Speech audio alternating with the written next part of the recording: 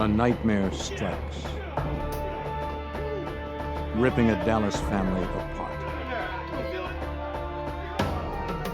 A father makes a desperate escape, while his wife and child are taken by a drug dealer. FBI agents race against time to find the hostages and their abductor. A trail of bodies litters the path to Gino Camacho.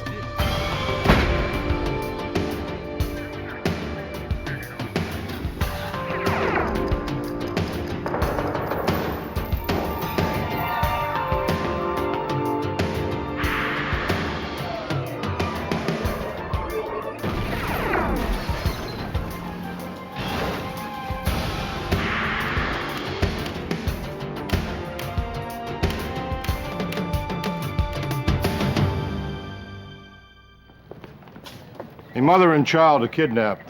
A bystander is murdered.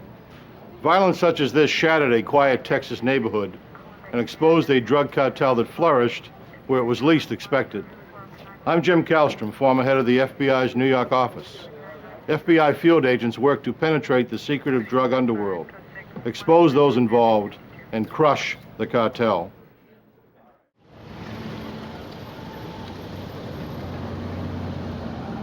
In the spring of 1988, narcotics had infiltrated the working-class communities of Dallas, Texas.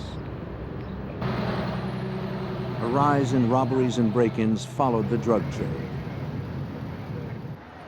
Some families retreated from the higher crime areas to the neighborhood of Pleasant Grove. Sam Wright, his 3-year-old son Andre, and his wife Evelyn Banks found refuge among the porch-lined streets. Here, residents looked out for one another. Then, early on May 20th, 1988, a gunshot shattered the morning silence. To the shock of one onlooker, 4 armed men emerged from the Wright house, dragging the family to a car.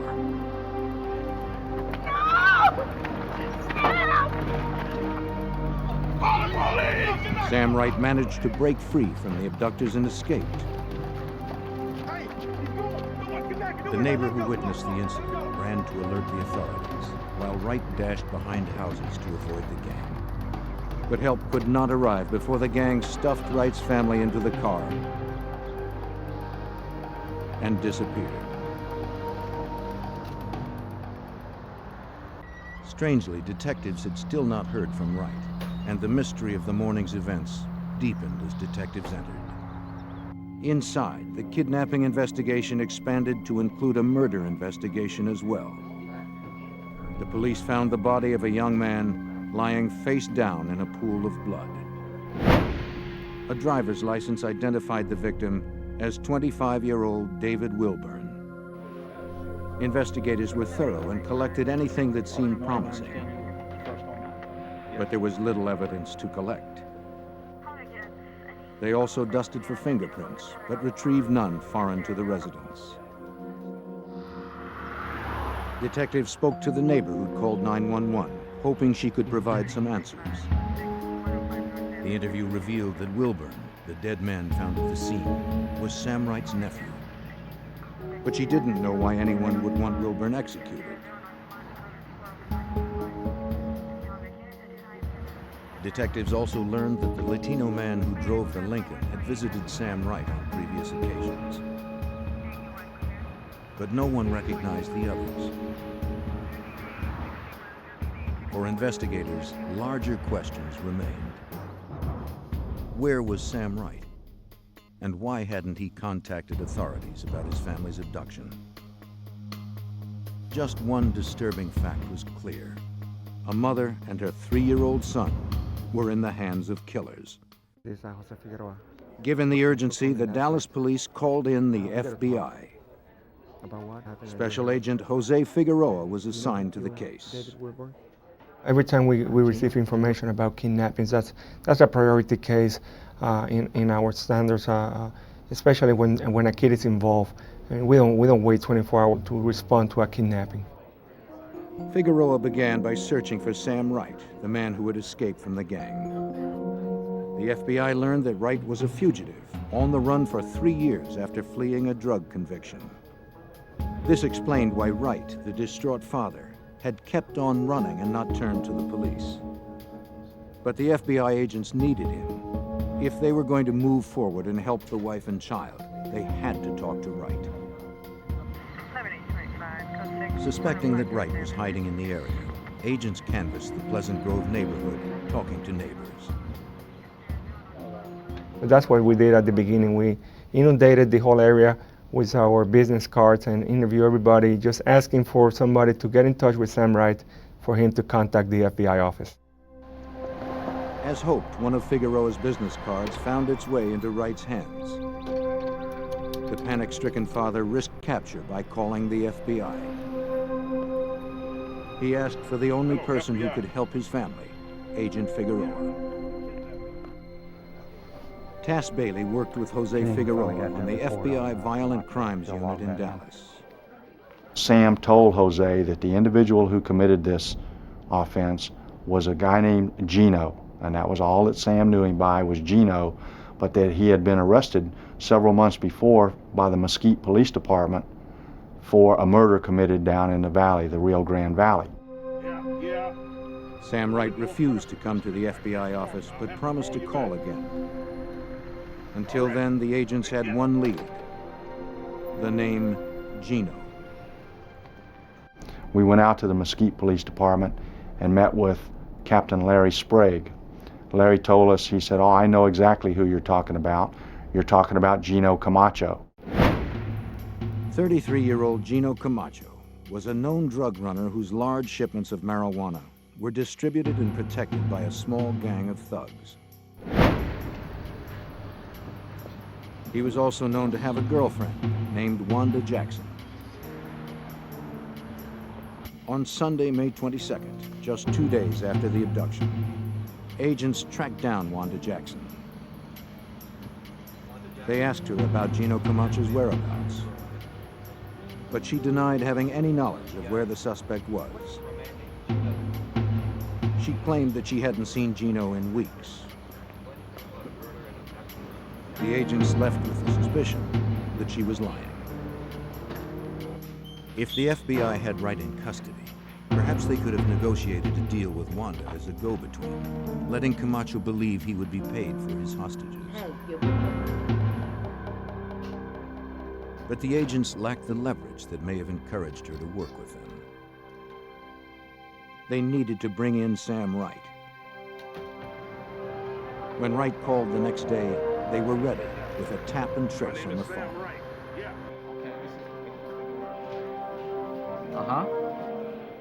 Okay. An arrest team had already been dispatched to the downtown area. What does he look like? Come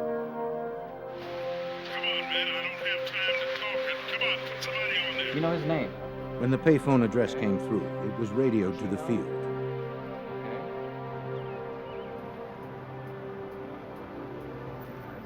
The agents found Wright still using the phone, but they did not move in immediately. Though desperate to find his family, Sam Wright was a convicted drug dealer, a fugitive from the law. The FBI didn't know how far he might go to avoid capture. Agents spotted one man waiting in the car for the fugitive. Wright could have had others posted nearby.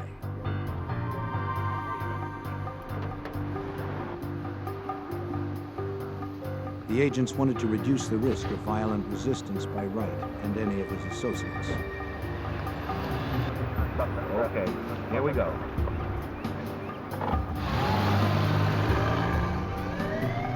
When they were confident that Wright and his driver had no other accomplices, the agents struck. FBI, out of the car! Get out of the car! Come on, go! Wright was arrested without incident on his outstanding warrant and taken into custody. Agents Bailey and Figueroa began the interrogation of the captured fugitive. What's your tie-in with Gino? I don't have a Wright described the events of May 20th, 1988. It was any family's worst nightmare. On that day, Wright kept his young son, Andre, entertained. His wife, Evelyn, sat alone downstairs. They were in mourning. Wright's mother had recently passed away in Louisiana. He was expecting his nephew, David Wilburn, to arrive shortly and drive the family to the funeral. Wright watched for Wilburn's arrival since visitors did not have access to the front door.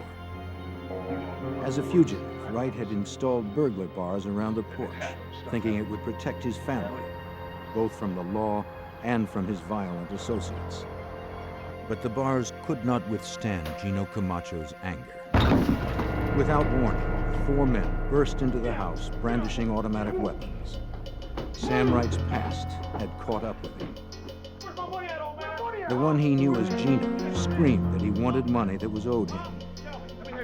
Wright swore he didn't have it and pleaded for mercy. Gino's rage only escalated. At that moment, Wright's nephew, David Wilburn, arrived. He could not have come at a worse time. Though he was a large man, Gino's men quickly subdued him.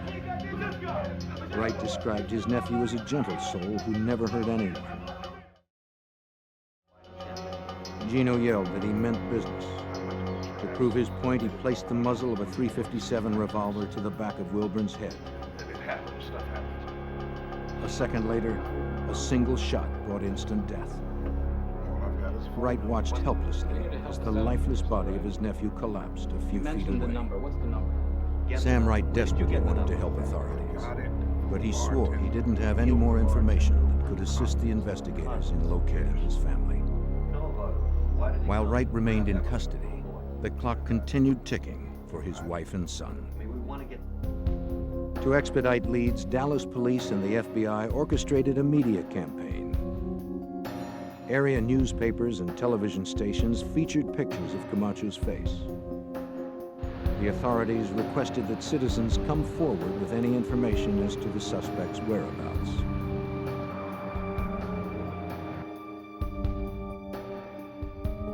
This campaign yielded a tip from an unsavory source: another drug dealer. David Munoz, a small-time dealer, called the FBI and was connected to Agent Bailey. Munoz claimed that he recognized the kidnapper in a television news story. He said he had information that might be useful to the investigation. Did you call my office? Munoz What do arranged you to meet want? Bailey in his Dallas motel late at night. He told Bailey that he knew who Camacho's accomplices were. He even offered to turn Camacho over to the FBI as part of an unorthodox deal. And I got something you want. What Munoz planned on doing was kind of taking over the collection of Camacho's drug debts and business dealings, and wanted us to kind of turn a blind eye towards this. We basically told him no deal. Because there was only a weak connection to the case, Bailey did not arrest Munoz. Nevertheless, the FBI agent managed to extract one key name from the opportunist: Eddie Blaine Cummings. On the street, Cummings was known as Fast Eddie. A background check revealed he had a criminal record and had spent time in jail with Gino Camacho. Cummings was currently on parole for possession of illegal weapons. Special Agent Figueroa now had 2 names: Gino Camacho and Fast Eddie, as he canvassed area nightclubs. Armed with photos of Camacho and Fast Eddie, Figueroa found a bar patron who had recently seen the pair come in. The patron had heard Fast Eddie talk about a lunch appointment the next day up in Lawton, Oklahoma, a 3-hour drive northwest of Dallas. An arrest team assembled in the parking lot of the Oklahoma restaurant on the morning of August 12, 1988. The plan was to wait until Fast Eddie exited the crowded restaurant to isolate him from bystanders. Investigators were poised to strike. Fast Eddie was their closest link to Camacho so far. When the door opened, the arrest team descended, nabbing Fast Eddie before he could flee. One associate of Camacho's gang was now in custody. Agents hoped Fast Eddie could lead them closer to the missing mother and son. In the summer of 1988, Dallas FBI agents searched for a missing mother and child, abducted at gunpoint by a drug gang. Fast Eddie, an associate of the gang, was now in custody. Under interrogation, Fast Eddie denied having anything to do with the kidnapping in Dallas. Come on, Eddie, the kidnapping at the right house. But eventually, he did tell them what he knew of the crime. This was the first time we had actually learned who all was involved and the names of the individuals the morning of the abduction. Fast Eddie fingered Camacho and 2 other gang members, Juan Jackson and David Cook. He and David Cook had grown up together in Stephenville, Texas, a 2-hour drive from Dallas. As far as Fast Eddie knew, Cook was probably back in their hometown. Bailey and Figueroa needed to get Cook, trusting that the lead might take them one step closer to Camacho and the missing mother and child. They sought a contact in Stephenville and found the name of Detective Don Miller. On August 15, 1988, Detective Don Miller called back Agent Bailey. Miller had found the suspect working at his family's convenience store. The detective would hold him until the agents arrived. Here waiting on you. Miller warned Cook that if he knew something, it would be best to cooperate with the FBI. Yeah, you boys. One can member come of the get gang that kidnapped Evelyn and Andre Banks was now in custody. The FBI was a step closer to Camacho and the missing pair. Agents rushed to Stephenville, hoping David Cook may lead them to Camacho and his hostages before time ran out for the mother and son. A couple of months ago. He had decided to help investigators with the case in the hopes of a lighter sentence. Over 2 days of interrogation, Cook detailed his version of the events of May 20th, 1988. On the morning of the assault, Camacho picked up Cook and 2 more associates. He said they were going to collect a debt. Camacho had given Sam Wright $20,000 worth of marijuana to deal, but Wright had claimed it was stolen. Camacho swore he'd get his money back. Gang member Juan Jackson opened up a bag and started passing out guns. The arsenal included submachine guns and the .357 pistol. Camacho sent another gang member, Larry Merrill, around back to cut the phone line. No one was going to call for help. Juan Jackson cut through the padlocked burglar bars, while David Cook and Camacho kept watch.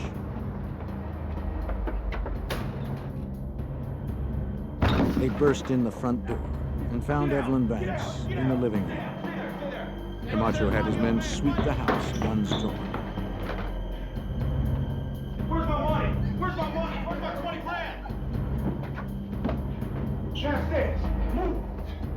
I want my money. I want it now. I'm not leaving this house without it. I'm not leaving here without my money. You understand me? The gang corralled the terrified family into the living room as Camacho's fury rose.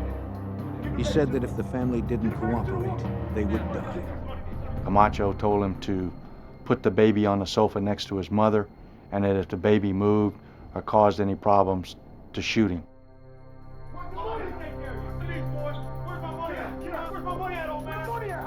Gino started screaming how they had ripped him off, how they had not treated him with respect, and he wanted his money and he wanted it now.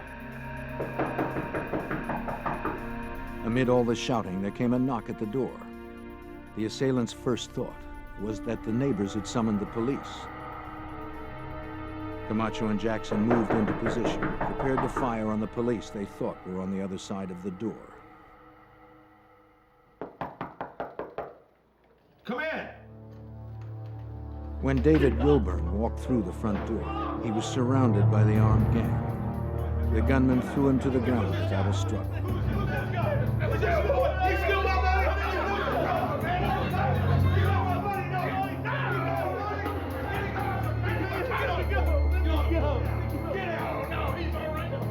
Camacho ordered Jackson to shoot him. But when he hesitated, Camacho turned to Cook. But when Cook refused, Camacho grabbed the gun from his hand and showed everyone just how serious he was.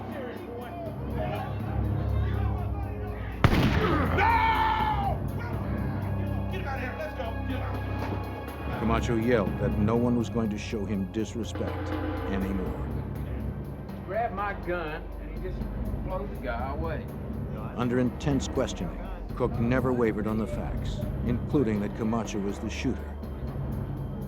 His story matched Sam Wright's version.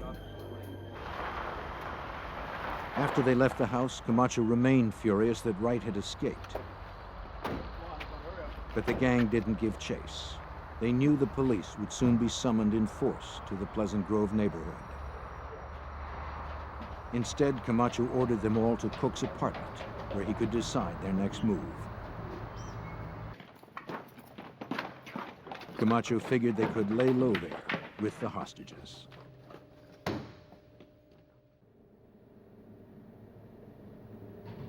Paul Macaluso was the assistant U.S. attorney who tracked the case.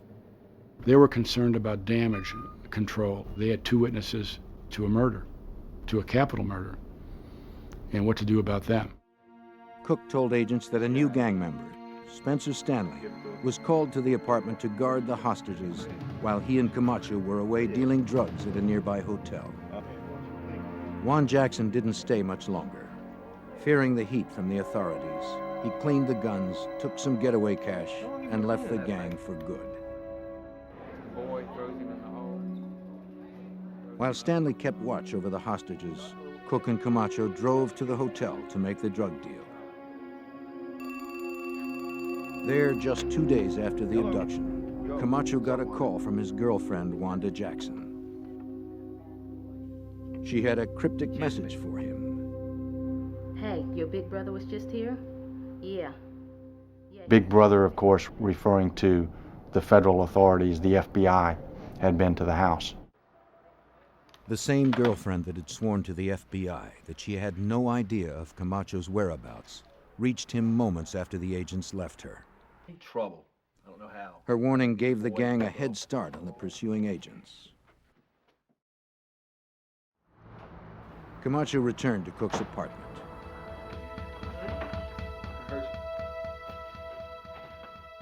He told Evelyn that he wasn't angry with her, only with her husband over the money. I'm not after you. He said he would release her and Andre if she promised not to go to the authorities. Man owed me the money. She Throw agreed. you around the way I did. With that pledge, Camacho said he would take them to a private airstrip in Oklahoma for a flight to California. Get us all out of here to safety. There they would remain safe until Camacho settled up with Wright. At the end of a grueling interrogation session, Cook told agents that Evelyn and Andre never made it to California. There was no plane for them to board. Cook knew where they were left, across the Texas state line, near Ardmore, Oklahoma. Turn around, hands right here. In August of 1988, special agents from Dallas's Violent Crimes Unit had arrested one member of a Texas gang responsible for one murder and the abduction of a mother and child. While in custody, Cook pointed special agents Jose Figueroa and Tass Bailey north to Oklahoma. It was the next stepping stone towards their ultimate goal: finding Evelyn and Andre Banks and their abductor, Gino Camacho.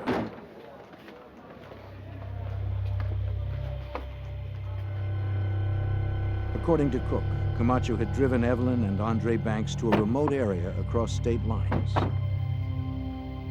The gang leader had promised to fly the mother and child to her relatives in California from an airstrip that was concealed behind the trees. They pulled the car off the side of the road and together headed into the woods.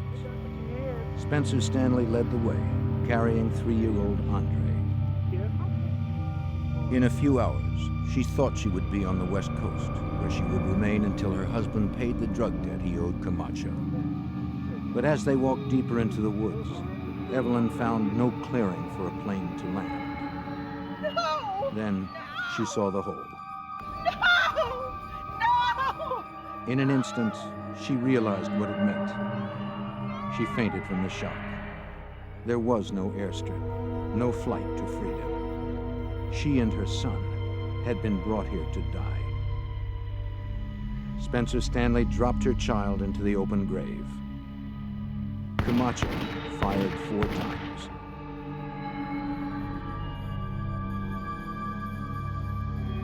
Then they threw Evelyn in on top of her son and shot her as well. Evelyn Banks and her 3-year-old son Andre died on May 23, 1988. This was the grisly scene that David Cook told agents he was leading them to. The agents had just about reached their frustration point when Cook at last recognized the area. The search for Camacho's victims began in the punishing heat of late summer. The federal kidnapping case had escalated into a homicide case as well. Camacho had now killed 3 people. But if the agents wanted to prove their case against the killer, they had to find the bodies. To pinpoint the burial site, the agents began a line search through the trees. And as we walked in behind those cedar trees, you could see a depression in the ground where someone had dug. All the sod had been torn off. When investigators reached the site, 3 months had passed since the murders. They began the painstaking excavation. They removed small loads and sifted through the dirt, careful not to miss or destroy any evidence. Near the surface, agents found shell casings from a .380 caliber weapon. Yeah, somebody got a bag? That fit with Cook's account that Camacho had fired a small, semi-automatic pistol. Right there. The digging continued at a painfully slow Looks like they've all pace. been here about the same. You got to remember, this is the end of August. It was about 95 degrees, about 90% humidity. We were in that area of the trees, so there was no air movement. I mean, we were just stuck in there. We'd been digging for about 2 hours. Then one of the agents struck something hard. It sounded hollow. Another blow broke through the shell-like crust. A foul stench suddenly overwhelmed the agents. And the god-awful smell of decaying human body came out of the hole, and we both jumped out of the hole and went over in the bushes and got sick, and then had to go back into it again.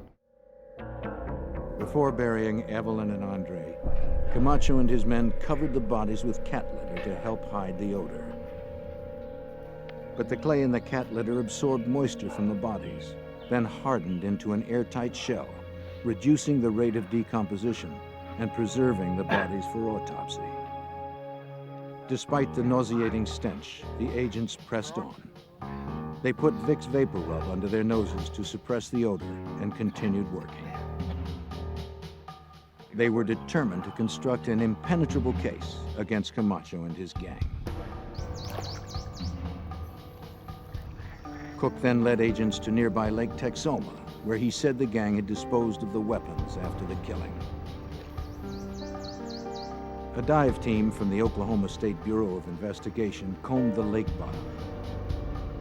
They came up with more casings from the .380. And then they found the handgun.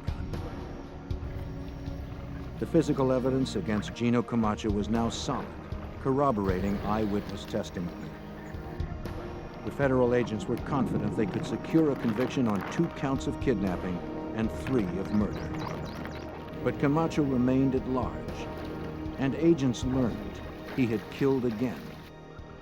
Cook told the FBI he could lead them to that body as well. In late August of 1988, the FBI in Dallas had captured David Cook, a member of a violent Texas drug gang. The gang's leader, Gino Camacho, wanted for kidnapping and 3 murders, was still at large. Cook was cooperating with agents in the hunt for Camacho. He had led investigators to the burial site of Camacho's most recent murder victims. But during the two-day trip to recover the bodies of Evelyn and Andre Banks in Oklahoma, Cook surprised agents with another tale of Camacho's terror. This time, Camacho had released his rage on a woman named Pamela Miller. Agents now turned their focus to her whereabouts.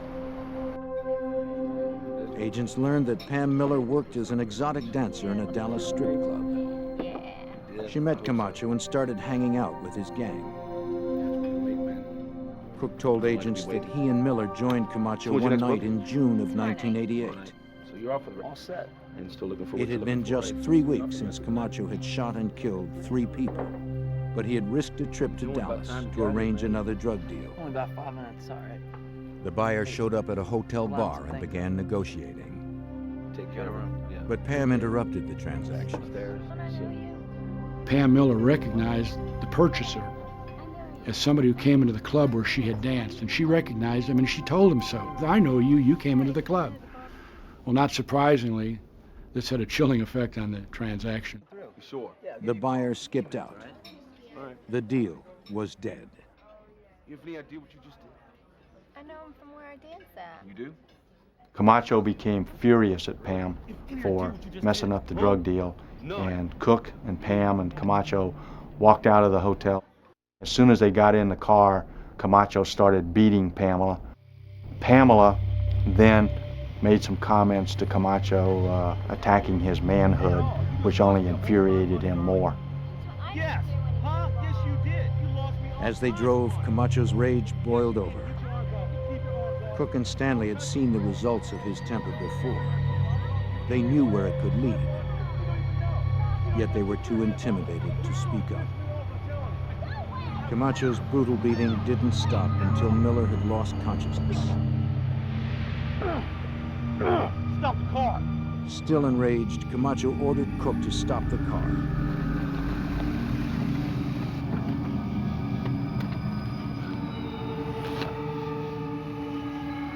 He dragged Miller onto the road, laid her limp body behind the right rear tire, and yelled for Cook to back up. Come on, Pino. I don't want... Back the car! Now! Cook obeyed. They drove down to Stephenville. They went to an apartment that was rented by David Cook, and they took Pamela's body and put it in a 55-gallon drum, stuck it out on the patio, stuck a bag of trash on top of it so no one would see there was a body in it. They stayed there for the weekend. Camacho, Stanley, Cook. They sat around drinking beer and partying until Camacho decided to dispose of the body. So we asked David, well, where will we find Pamela's body? And he said, you won't. And we said, why not? He said, well, we chopped her up and put her in a tree mulcher. While I was driving the car, Jose was in the front seat. I looked at Jose, he looked at me, our mouths dropped open, and I almost ran off the highway. I couldn't believe what I just heard. Cook led FBI agents to the wooded site on the ranch where they had pulverized the body. It seemed impossible that they would find any remains. Not only would the shredder have pulped the body, but it was now some 2 months after the insidious act. It was likely that the hot Texas sun had decayed the remains even further. Despite the odds, agents set out to recover what they could. From Cook's account, the agents figured out the shredder's discharge path. They set up a grid system and began meticulously scouring the scene. The process took hours, but the hard work yielded dividends. From the ground, agents recovered bone shards and tissue. In the tree branches above, they found more tissue, dried by the sun. Each item was bagged and labeled based on its location. The agents also recovered teeth.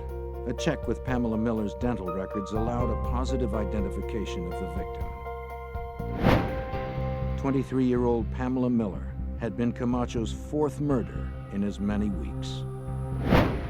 Yet her murderer was still at large, and every day he remained free, Camacho posed a threat to anyone that crossed his path. But a major break in the case soon followed when the family of Spencer Stanley, the gang member who had helped Camacho kill 3 victims, contacted the FBI. They tipped the agents off that Stanley was hiding in a trailer park in Huntsville, Alabama. Stanley told investigators that he had thrown the .357 Camacho used to kill David Wilburn into Lake Ray Hubbard near Dallas. An FBI dive team searched the bottom of the Texas lake.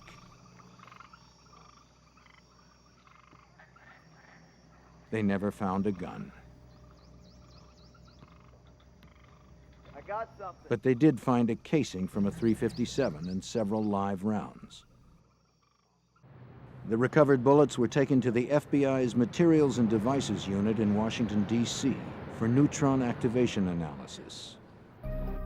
Agents hoped that the bullets from Lake Ray Hubbard could be matched to the bullet that killed Camacho's first victim, David Wilburn. Neutron activation analysis is based on the fact that lead bullets are created in batches, and each batch of lead is unique. The FBI examiners needed to prepare the bullets for the test by removing the slugs from the shells, readying them for transportation to a nuclear reactor. Lead samples from each bullet were lowered into the reactor's core. The samples absorbed neutrons and became radioactive. The radioactivity was measured and gave a precise reading of the chemical elements found in the lead, a radioactive signature. Examiners concluded that the signatures from each bullet were identical. The bullets from Lake Ray Hubbard and Wilburn's body had come from the same batch of ammunition. Though the physical evidence against Camacho continued to build, it didn't put the authorities any closer to locating the fugitive. Through an informant, the FBI learned that Camacho had escaped to Mexico and was hiding in a small town just south of the Texas border. U.S. authorities sought to have him arrested and extradited. But Mexican authorities were unable to cooperate. They claimed that the town where Camacho stayed was controlled by drug kingpins who were heavily armed. If the Mexican police attempted an arrest, there would be heavy casualties. The FBI would need another plan to bring the gang leader to justice. After 4 murders in the U.S., drug dealer Gino Camacho had escaped to Mexico, out of reach of the FBI. But without his gang or the drug trade that had supported them, his money began to run out. By the spring of 1989, Camacho was in desperate need of cash. He still had suppliers in Mexico, if he could locate a buyer in the States. Because he feared crossing back into the U.S., he searched for a middleman with narcotics distribution contacts north of the border. The low-level go-between Camacho stumbled upon worked as an informant for the U.S. Drug Enforcement Agency.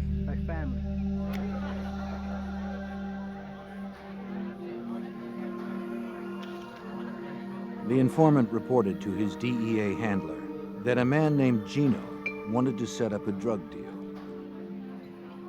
DEA agent John Lunt was based in Fort Worth, Texas. He was aware that Gino Camacho was wanted by the FBI. What you got for me? Suspecting that this Gino was Gino Camacho, Lunt told his informant that he wanted to go ahead with the deal. Lunt then called FBI agent Tass Bailey with good news. John told me that it sounded like this was Gino Camacho. I then provided John with a photograph of Camacho, which he showed to his informant, and the informant confirmed that that in fact was the individual with whom he had met. To get the fugitive across the border, the FBI offered Camacho a deal he couldn't refuse. Their informant told Camacho that an American distributor wanted to buy $1 million worth of marijuana. But the distributor needed to finalize the deal in person. He wasn't comfortable doing such a large deal with someone he'd never met. To calm Camacho's fears about entering the U.S., the informant told Camacho the distributor would advance Gino $100,000 when they met in the border town of McAllen, Texas. But there was one problem with the statement. Field agents needed a means of visually identifying the fugitive amongst other border crossers. To make Camacho stand out, the informant sent clothes he said would enable the distributor to identify him. The arrest team committed the clothing to memory: Hawaiian shirt, blue shorts, and a green-brimmed baseball cap.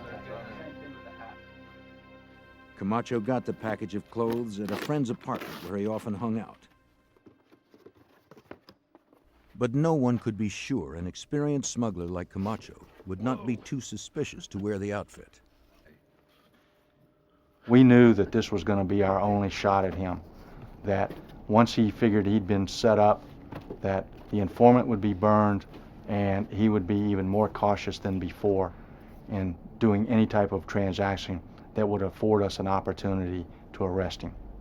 So we set up very elaborate arrest plans.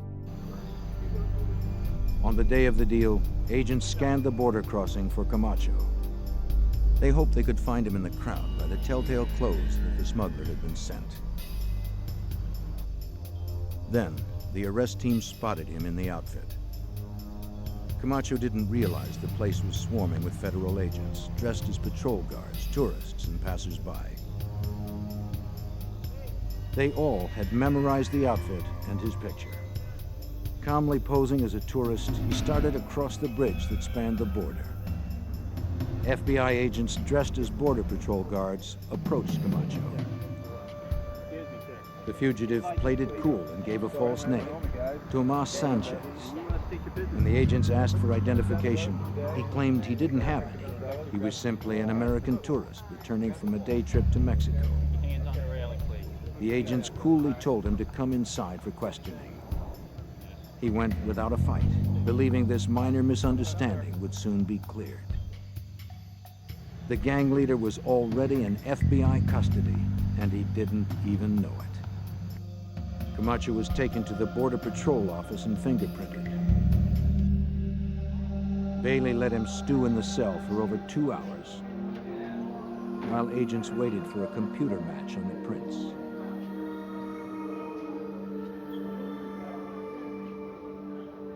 Camacho didn't break his silence. I addressed him as Tomas Sanchez, and he acknowledged that, and I says, well, we have taken your fingerprints, we have run them through the computer at the FBI in Washington, D.C., and the computer says that you're not Tomas Sanchez, you're in fact Gino Camacho. And he said, well, if that's what the computer says, it must be so. But Camacho denied knowing anything about the murders. To the end, he never admitted any involvement in the kidnapping and murders. He claimed the FBI had framed him for the crimes. The arrest of Gino Camacho made page one news across the Southwest.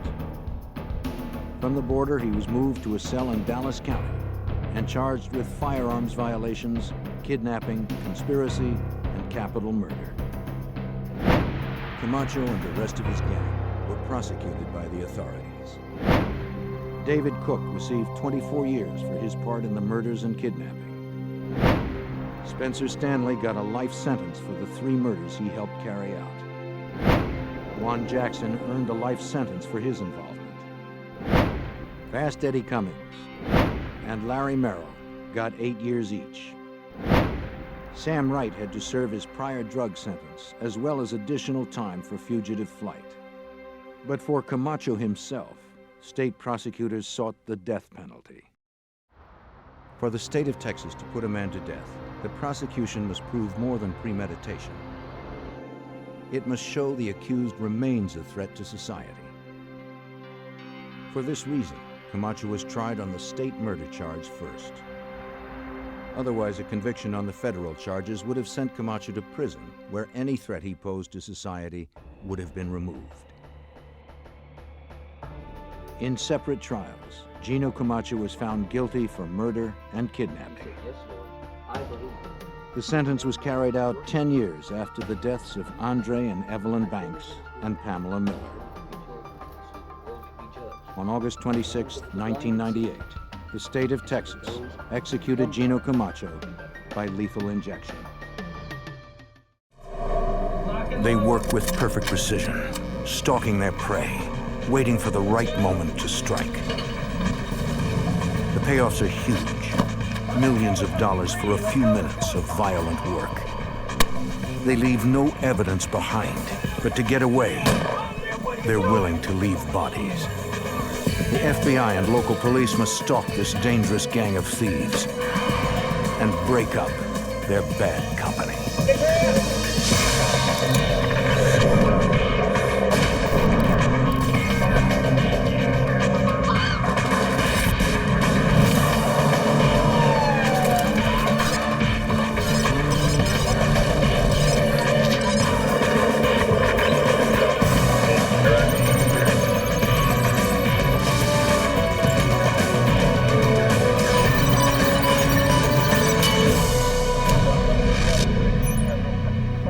In Boston, FBI agents and local police tracked a gang of robbers who specialized in armored car takedowns.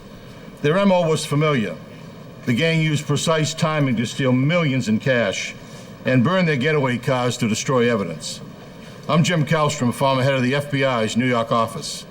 As the robberies grew more violent, agents launched a complex sting to trap a deadly ring of thieves and shut down their dangerous operation.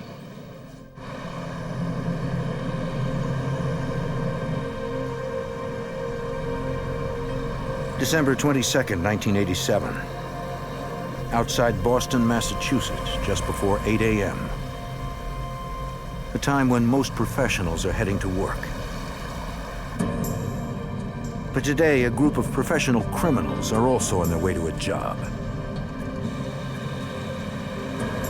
Their target is Weymouth, 18 miles south of Boston. They arrive at a bank at 8:30 a.m. and sit tight. Here they come.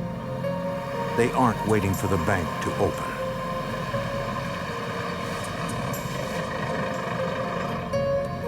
All right, guys, lock and load.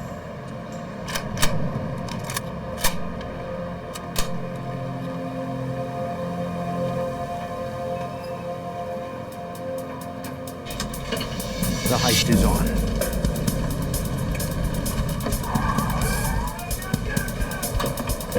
See those hands? Hands up! Hands up! Clock, let's go! Let's go! Give me a key. Let's work on what you hold. Go, guys, run a clock! Let's go! Go, go, go! Let's go! Let's go! Hurry up! Let's go! Gotta get out of here!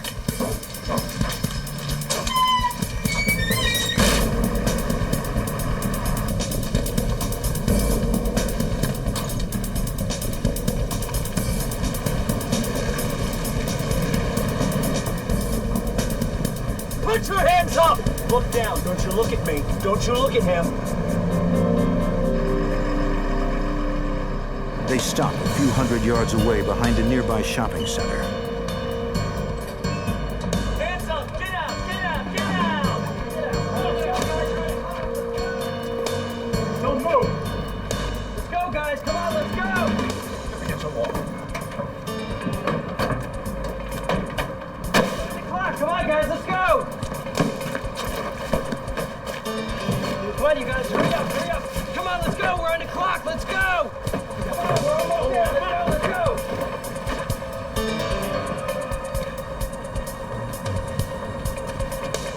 The men get away with over $1 million. It's one of the largest armored car heists in Massachusetts history.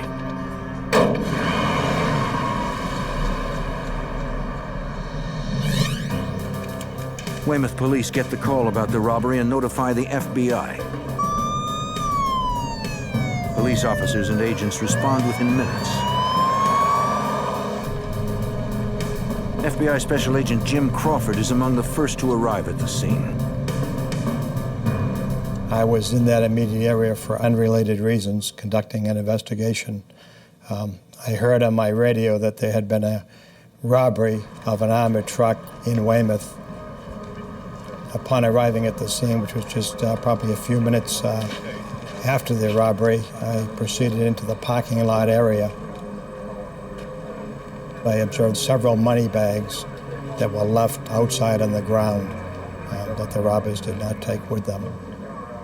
That was the most surprising fact that I observed immediately. While investigators are working the scene, they receive a report of a burning blue van fitting the description of the getaway vehicle.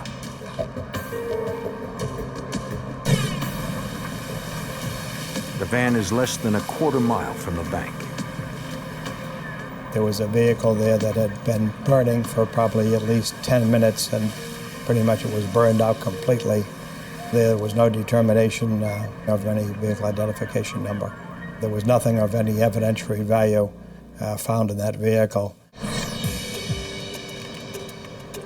At the bank, forensic investigators comb through the front parking lot where the robbery began. They search for anything the robbers might have left behind,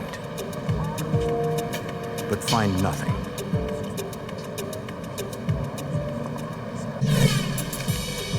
Police also process the armored car for clues. Again, they find nothing. The armored car crew tells agents they didn't get a good look at the robbers' faces because they wore masks. All of them had masks, but I think they were white because I could see one of the eye holes. The robbers also wore gloves. Forensic techs don't lift a single usable print. What troubles agents most about the heist are the robbers' tactics. It was very unusual. Gunmen unloaded the vehicle, and they had a countdown. One person was serving as the count. He used a stopwatch. They knew exactly how much time they were going to spend perpetrating the robbery. The professionalism that they handled the truck, the getaway area where they had burned out the vehicle, very professionally accomplished. The job is so professional, agents have almost nothing to go on. The only clue investigators have is puzzling. I believe they left in the ground over $1 million. These robbers, whoever they are pros. Leaving that much money to stick to a timetable suggests they've done this before. This was the most disciplined, the most training, the most cautious group that I've been involved in with 30 years in the FBI. The agents know this is going to be a tough case to crack. This gang is good, and they probably are not working alone.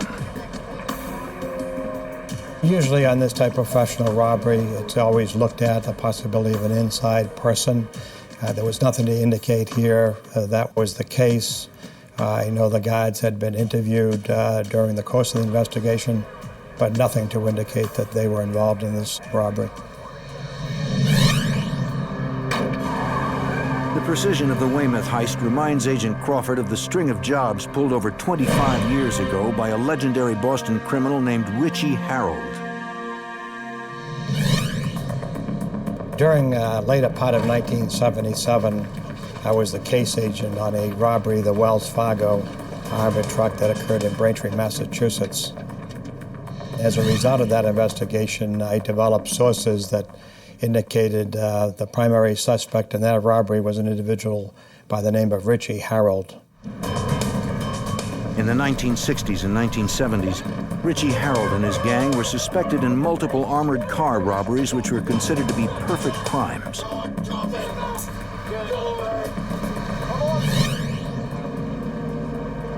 Although no fingerprints are found in Weymouth, Agent Crawford feels Richie Harold had something to do with this. The similarity between the Weymouth armored truck robbery and the Wells Fargo and Braintree were that they were restricted on time on the Wells Fargo robbery, just as the Weymouth one. They were highly professional in their commanding of the vehicle, the armored truck. They left no witnesses behind, nothing of evidentiary value.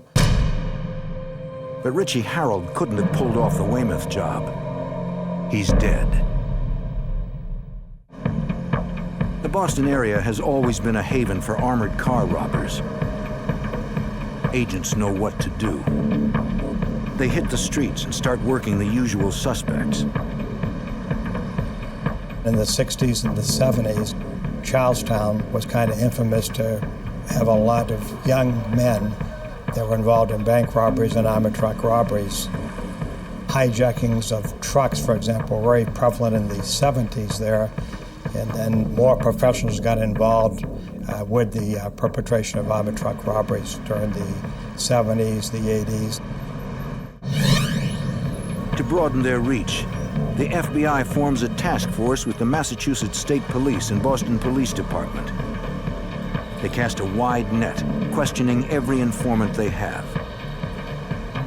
You're really depending on confidential sources to lead you at least the right direction, people that are involved in this type of activity.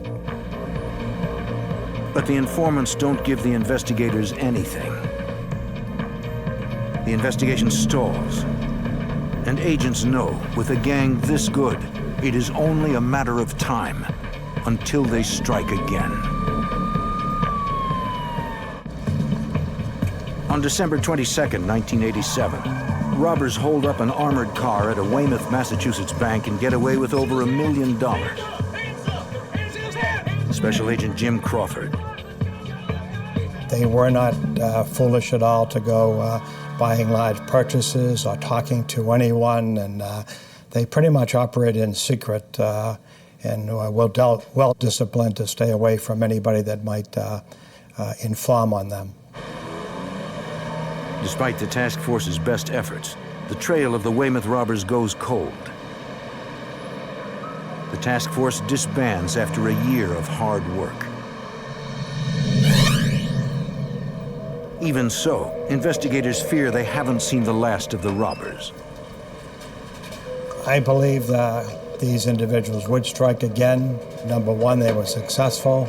The amounts of money they obtained was very significant. There was no indication to them that they were being closely monitored by the police or the FBI. And it was a matter of time that they were involved in another robbery. Agents worry they will lose more than money if the robbers strike again. The individuals that take the task on robbing an armored truck, first of all, go with the idea that they're going to escape and perpetrate this robbery no matter what they have to do. That would include killing police officers. May 31st, 1989, a year and a half after the Weymouth robbery. At a bank in Fitchburg, Massachusetts, about 60 miles east of Boston.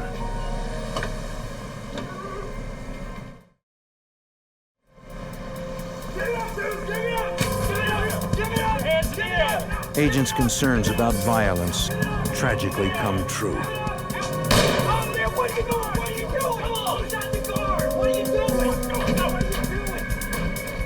The robbers take control of the armored car in seconds.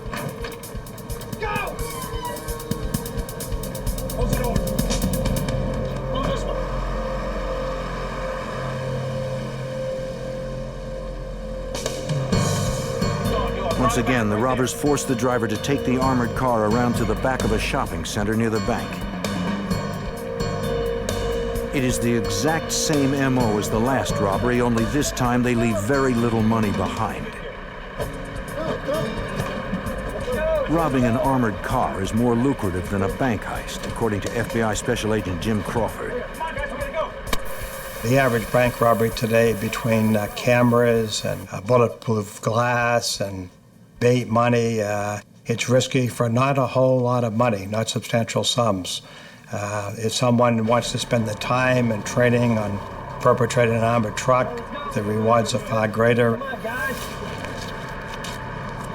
They use a smoke grenade to obscure their escape.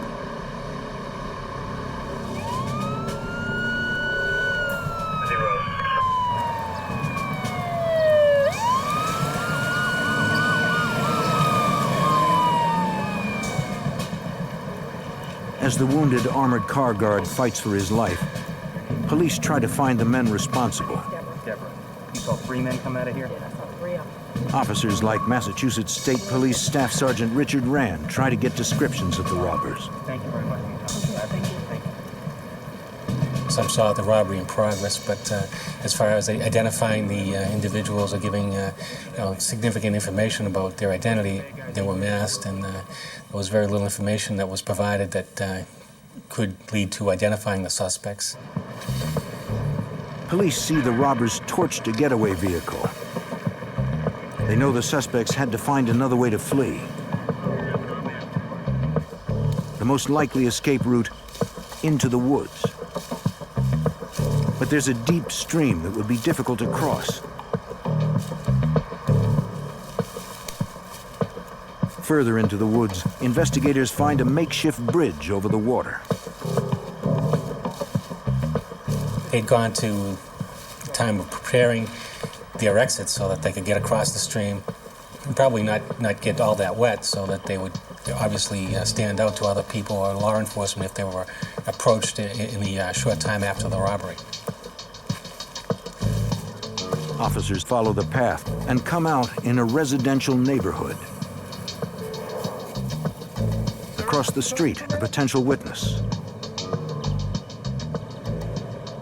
Police learn the man saw something suspicious just a few minutes earlier. Hello, sir. He watched 3 men walk out of the woods carrying large sacks. Then a car drove up.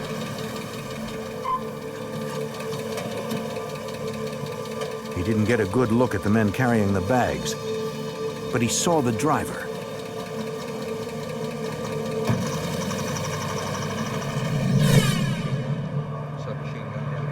Police issue an APB for the car with 4 men inside and radio the driver's description. Police dispatch helicopters to search for the vehicle.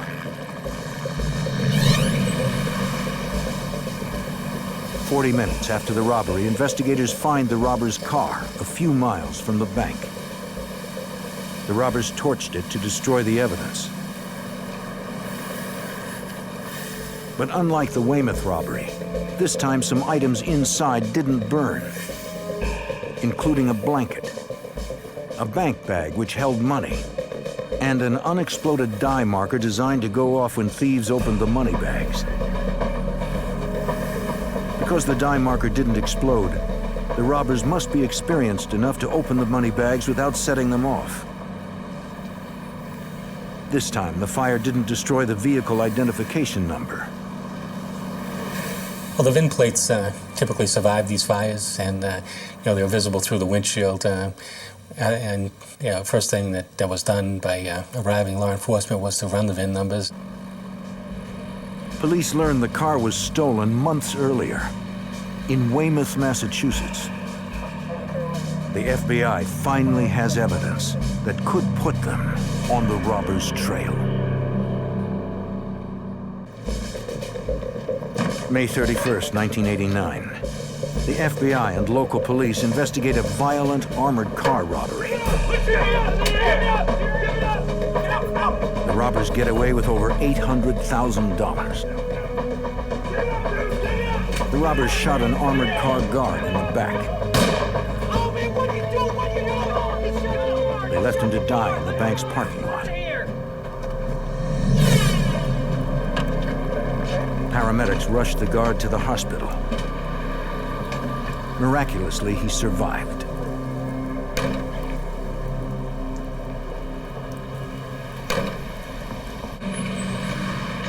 A few miles away from the bank, investigators found a burned getaway car. They recovered the VIN number and determined it had been reported stolen in Weymouth, Massachusetts, months earlier. Police found another torched vehicle in the rear of the bank. They believe the robbers also burned it as a diversion. The police and the FBI get a break. They find a flare inside that was designed to start the fire. It didn't burn completely. This car was also reported stolen, but its ignition was intact. At this scene, the evidence helps the FBI. But the wounded guard signals that these robbers are becoming more dangerous. Even with the evidence left behind, Massachusetts State Police Staff Sergeant Richard Rand fears these robbers will be tough to catch. They had a good plan in place to execute the robbery. They had a good plan in place to make their escape.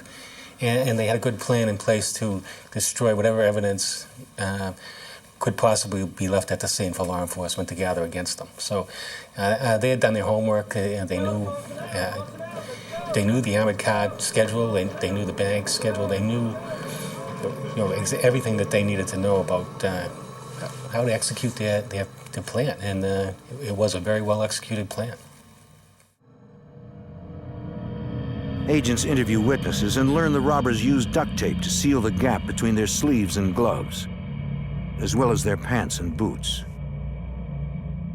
These robbers were very sophisticated in that they made sure that they didn't shed any evidence at these scenes.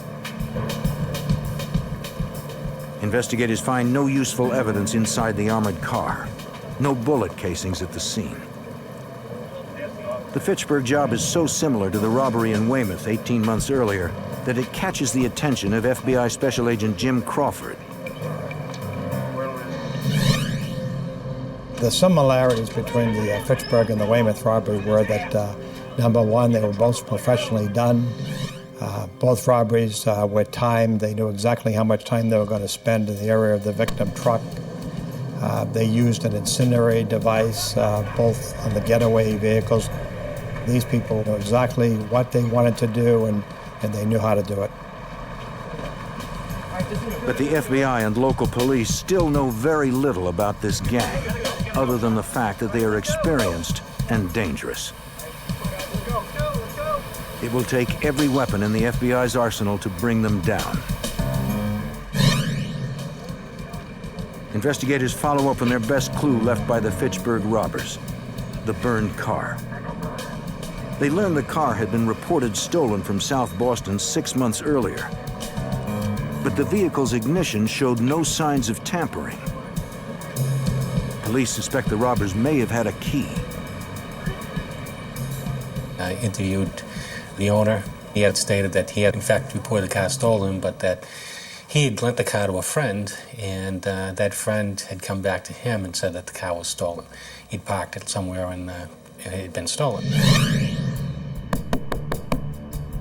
The friend who borrowed the car is named Greg Hicks.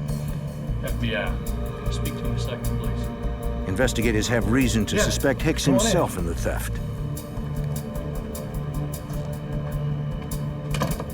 We came up with the fact that he had a criminal record for a number of petty crimes and auto theft. And it seemed like he had a substance abuse problem. Greg, we'll show you a picture. Investigators pressure Hicks to come clean about what happened to the car. It wasn't particularly difficult. After some conversation about the severity of the crime, that he'd been using an armored car robbery, somebody been shot, these are serious crimes, and that because he was the last person to have the car, and he could be implicated. He had admitted that the car was not in fact stolen, that he'd borrowed the car, and that he'd given the car to a person, and that he'd gone back to the owner of the car and told him that the car was stolen so that the owner would report it stolen. Greg Hicks also admits to stealing the sedan used in the Fitchburg robbery.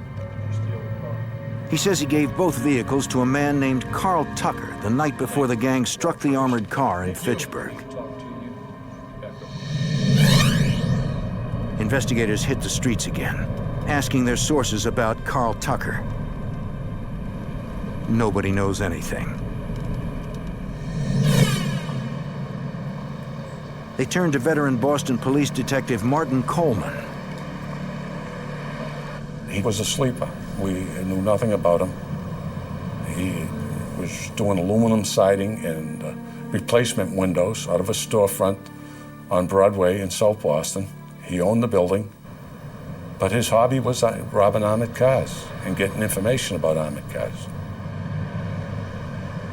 Investigators do not have enough evidence to confront Tucker. There are no eyewitnesses to the crime, and he has made no incriminating statements. all they have is Greg Hicks' claim that he gave stolen vehicles to Tucker.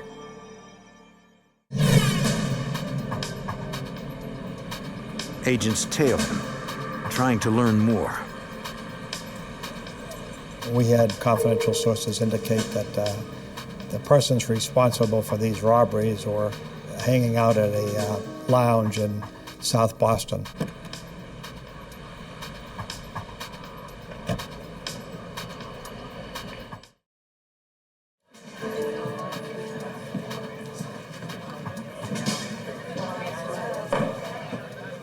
Investigators try to learn the identities of Tucker's associates.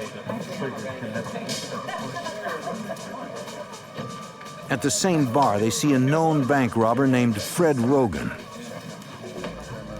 Rogan has a connection to a robber Crawford knows all too well. He was an individual that came to my attention back in the 70s. He was suspect in the robbery in Braintree, associated with Richie Harold.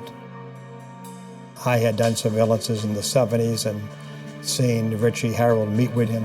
On one occasion, I believed I observed them surveilling a bank in the area of Quincy, Massachusetts. If Fred Rogan was involved in the 2 armored car robberies, it would explain how the robbers could pull off such an elaborate job.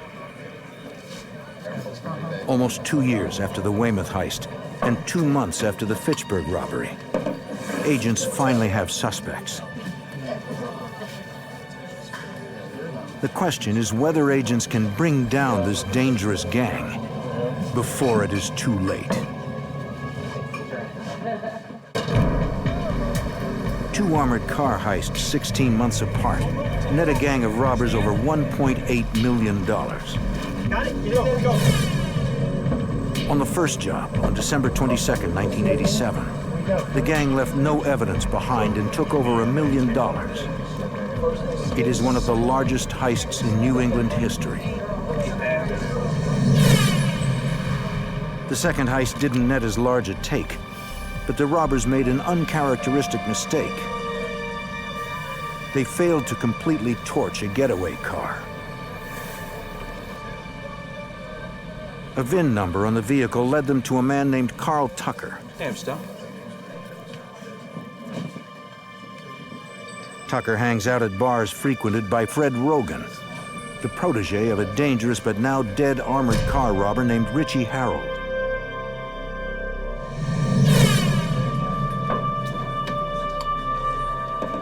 While agents know quite a bit about Fred Rogan, they know very little about Carl Tucker.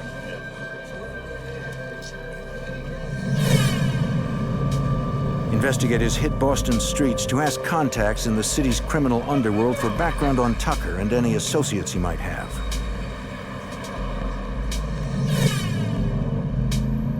Boston Police Department Detective Martin Coleman is part of the FBI task force investigating the robberies.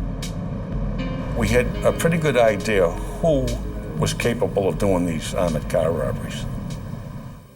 And it was, as the saying goes, round up the usual suspects, and that's exactly who we started to look at. One of the usual suspects is convicted thief Steve Farrell, who just got out of prison weeks earlier. He couldn't have been part of these robberies, but he might know the men who were.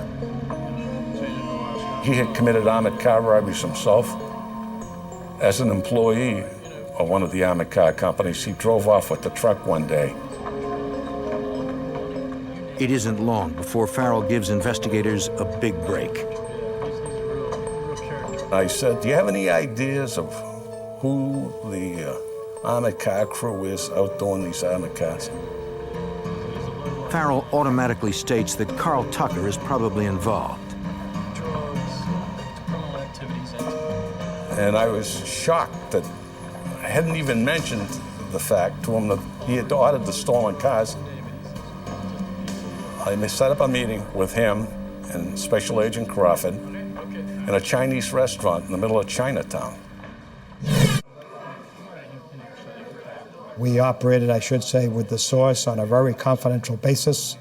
There were only 2 people that knew that basically he existed during the course of this investigation. That was myself for months and months and Detective Coleman, because we were concerned not only for his safety, but any possible, because these people had contacts with different police authorities. He's a low person. He's into everything. Steve Farrell explains he knows Carl Tucker fairly well as an acquaintance in Boston's criminal underworld, but they have never worked together on a job. He says Tucker is known on the streets as the King, and that he uses a legitimate business to launder dirty money from robberies.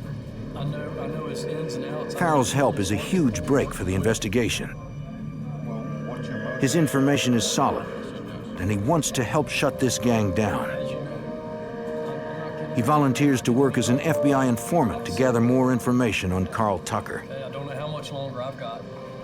Farrell explains he's in failing health because of a heart condition and wants to make up for his criminal past before it's too late. The source wanted to show his children that he had moral fiber. He wasn't just a criminal.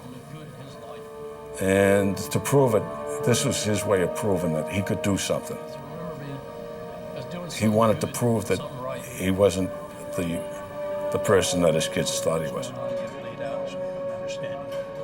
Investigators are concerned for Farrell's safety and caution him that he'll have to enter a witness relocation program once the investigation is complete. Farrell is still willing to put his life on the line. It isn't long before Farrell establishes contact with Carl Tucker. Hey, man, what you doing? All right. All right. Doing all right. Hey, buddy. They were both aware of each other's backgrounds. They both, streetwise, trusted each other. But trust in Boston's criminal underworld only goes so far. Tucker is slow to talk. He always played it cool, never told him he was in the armored car business, never mentioned any other members of the gang.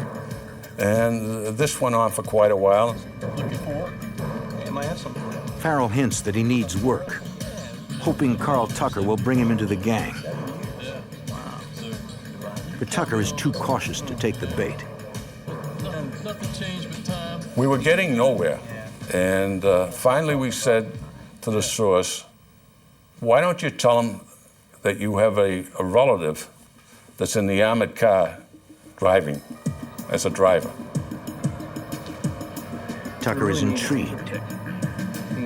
He asks Farrell if he could use his contacts at the armored car company to obtain what is known as a trip ticket. That'll help us out a lot. A trip ticket would provide valuable secret information to a professional armored car robber. You're not giving them the key to the armored car, but you're giving them the location where the armored car would be, at what hour, and what kind of money it would have. The trip ticket was so valuable to the robbers, again, because any professional that believes he has inside information, it's like having inside information on a race or a lottery. Farrell offers to do his best to get the trip tickets. The FBI agents on the case win approval from the U.S. Attorney's Office to furnish Farrell with trip tickets to give to Carl Tucker.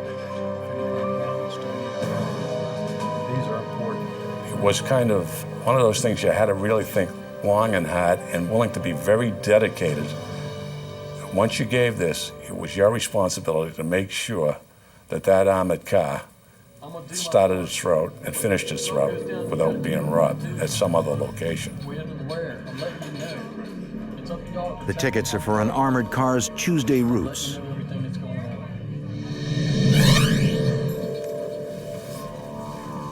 The handoff goes down.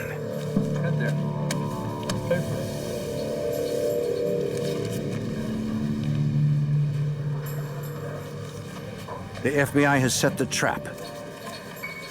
Now all they can do is watch and see if Tucker takes the bait. Everything good? That's great, thank you. You know how tough it was to get. In order to solve a series of violent armored car robberies, the FBI hands a known criminal specific information for an armored car's Tuesday route. It is a big risk. but one they have to take if their informant Steve Farrell is ever to win the trust of the FBI's prime suspect, Carl Tucker. The plan works. With the gift of the trip tickets, Farrell gains Tucker's confidence. Everything good? Everything's great, thank you. FBI technicians install a listening device in Steve Farrell's car to capture the increasingly open conversations Carl Tucker is having with the undercover source. I'd have to say on this source that he was a natural. Always got direction from the FBI, things that you would want to say, basically not to entrap, that type of instruction, the legal instruction, but he knew the street as well as any seasoned FBI agent. We only take a certain amount of money in a certain amount of time. Carl Tucker begins to open up about his criminal enterprise with Farrell. Splitting it up even? Pretty much. But he is always vague about the exact details of future jobs. Surveillance efforts slowly reveal the identities of Tucker's associates, men the FBI know all about. Men like James Murphy. Jimmy Murphy always claimed he wrote the book on armored cars.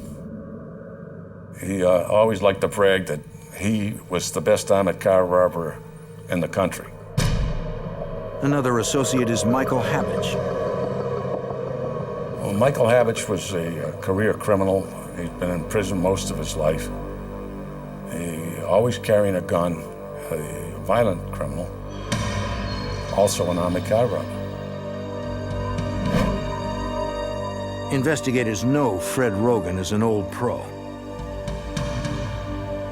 He had a history of bank robbery and armored car robberies. He was one of the usual suspects and lived within 200 or 300 yards of the Weymouth armored car robbery.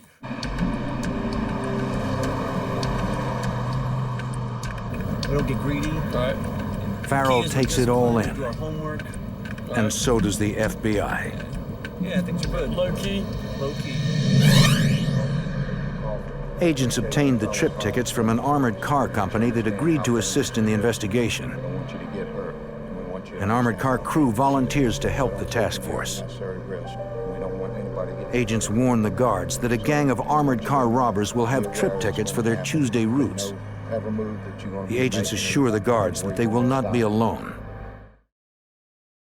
Bad guys have trip tickets. We'd placed an FBI agent in the armored truck, the potential victim truck, who was there basically to safeguard the guards, to be there in case something went wrong, to be there in the event that something happened earlier than we anticipated. We just don't know when. A team of investigators and agents will also tail the armored car. Safe. So if it happens. Over the next few months, agents observe the suspects shadowing the armored car. They looked at the truck every Tuesday, and they timed it, what time it arrived and what time it left. And they knew exactly, same guards all the time. It was very interesting to watch them and not get caught ourselves. Agents can never be sure whether any given Tuesday will be a dry run or the day the robbers strike. It adds up to a lot of long hours. Every Tuesday for months, we started at 4 in the morning and didn't get through until the armored car left. And then we followed the armored car for the rest of its route to make sure that they weren't still following and going to take them down in another location. June 1990, in Methuen, Massachusetts. FBI agents and an assault team watch what starts out as another dry run.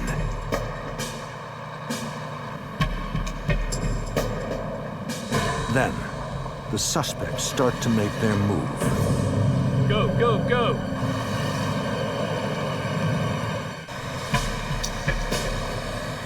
June 1990, in Methuen, Massachusetts. An FBI task force watches a gang of dangerous armored car robbers.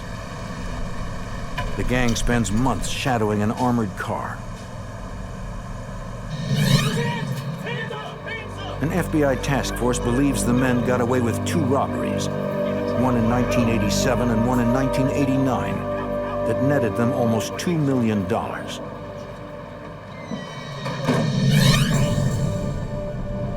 Agents can never be sure if the suspects are rehearsing an upcoming robbery or if it's the real thing.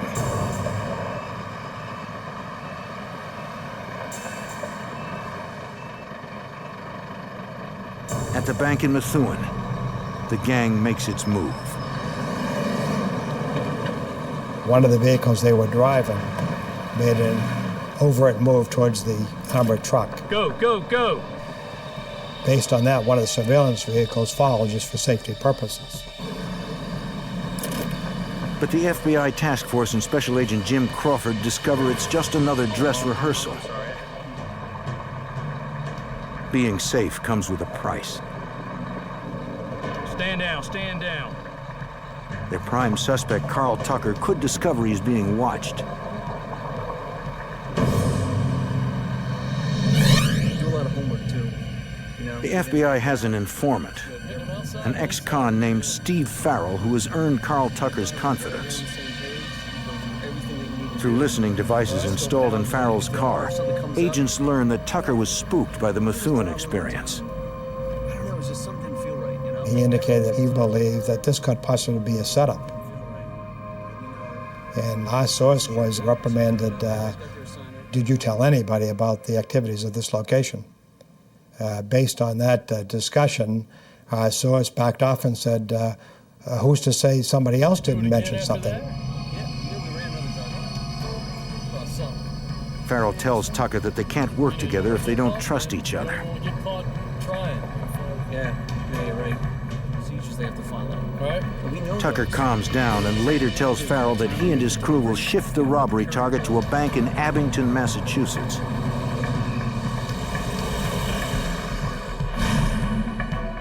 The trip tickets the robbers are working with give precise times when the armored car arrives and leaves Abington, and the amount of cash on board.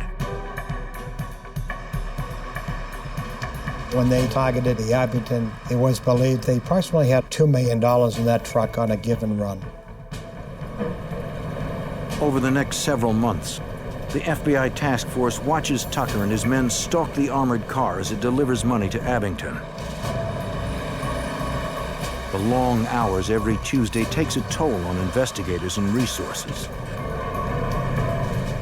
There was lots of pressure to get this done because every Tuesday, half the office in Boston was out on this case. The surveillance team, the SWAT team, the airplane, everyone was working. Agents are concerned about the expense and fatigue caused by shadowing the robbers. So they instruct their source to tell Carl Tucker that the Abington Bank is closing its branch, and that on January 9th, the armored car will remove a vast amount of cash. We held that carrot out. It was a solid gold carrot. The bank was closing. It's time to do it. Go ahead. It was which one? It's going to go down tomorrow. And that's the day they're going to do a dry run. Agents learn that Carl Tucker is planning a dry run on January 9th, 1991. This could be the dry run that turns into a robbery.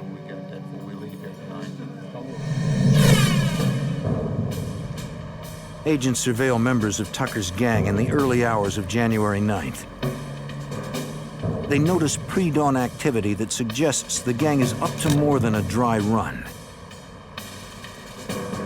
They were seen carrying what were believed to be bags containing weapons, the way they were being handled. We strongly believed then that they were going to possibly make a move and attempt to perpetrate this robbery. The suspects arrive hours before the armored car is scheduled to show up. They stake out the location. They don't know they are not alone. The FBI task force is there. Agents quickly identify multiple vehicles containing suspects, including a van. The FBI assault team is prepared for a robbery attempt when the armored car arrives. Get out, we're going to take them down quick. There was high risk involved. basically on apprehending these people. We believed they would be armed based on prior history. But by 10:30 a.m., the armored car still has not shown up. It's running behind schedule, unusual in the armored car business. Both the robbers and law enforcement are on edge.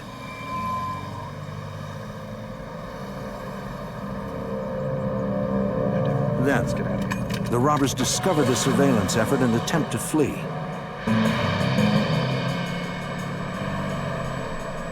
Agents decide to take them down.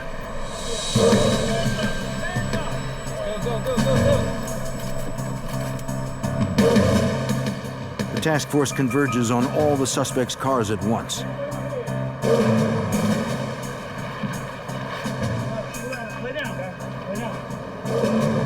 The agents know they are inside, but they don't know if the men are armed. They proceed with caution. Let me see your hands. Let me see your hands. Get your hands up. Get your hands up. Come on out. Come on out. Turn around. Turn around. Turn around. Carl Tucker is taken into custody, along with two men from Ireland named Michael McNaught and Stephen Fitzpatrick.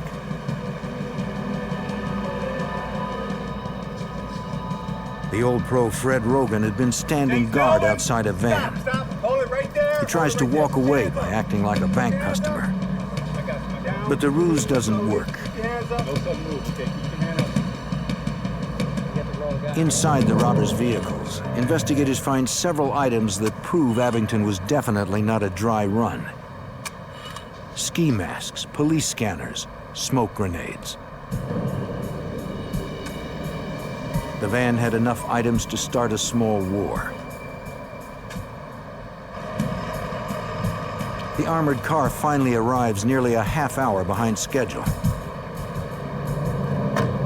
Agents asked the driver why the armored car was so late. We got stopped for speeding by the state police, he said.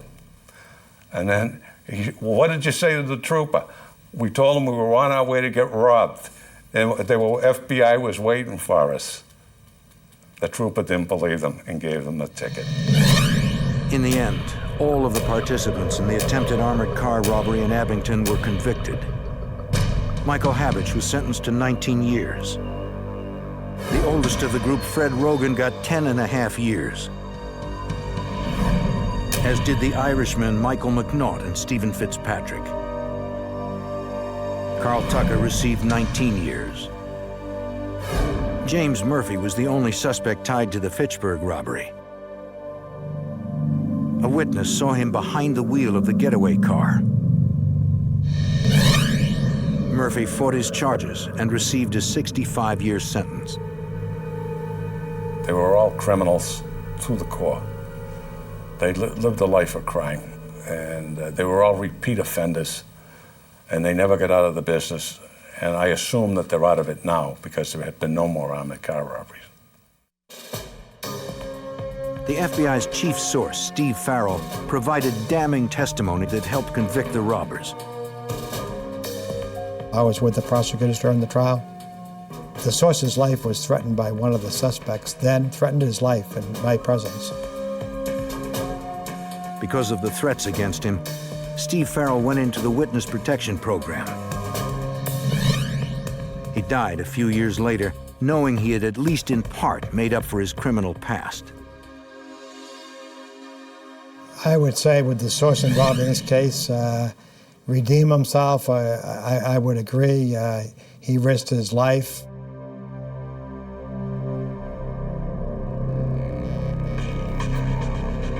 FBI investigators were never able to charge anyone with the Weymouth robbery. But if the Abington robbers perpetrated the job, it was a crime that came with a steep price. Each of them will spend at least a decade in prison.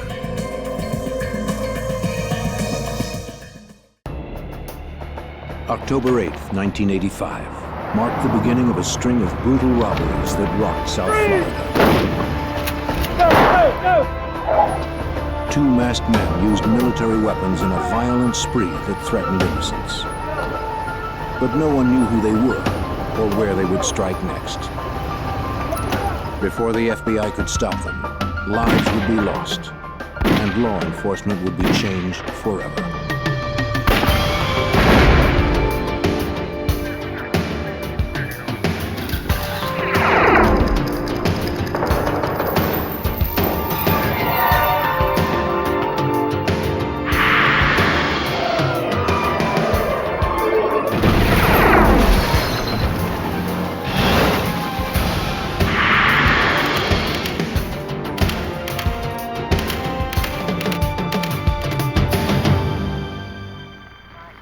In Miami, a gang of robbers targeted banks and armored cars.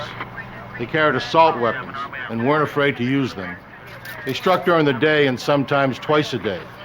For a while, they seemed unstoppable. I'm Jim Kallstrom, former head of the FBI's New York office. We knew that to stop these criminals would require stealth, ingenuity, and perhaps a little luck. No one expected to become one of the bloodiest chapters in FBI history. Miami, Florida, 1985. To FBI agents, it seemed a city under siege. Each week, there were 3 to 5 bank robberies. Kidnappings, major drug deals, and shootings were everyday occurrences. But just when it seemed things couldn't get any worse, a new breed of outlaws hit the streets and turned the Miami crime wave into a war.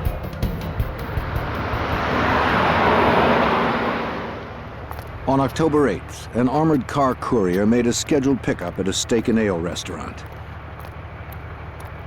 The driver waited for his partner to return, unaware that 2 heavily armed men were also waiting nearby.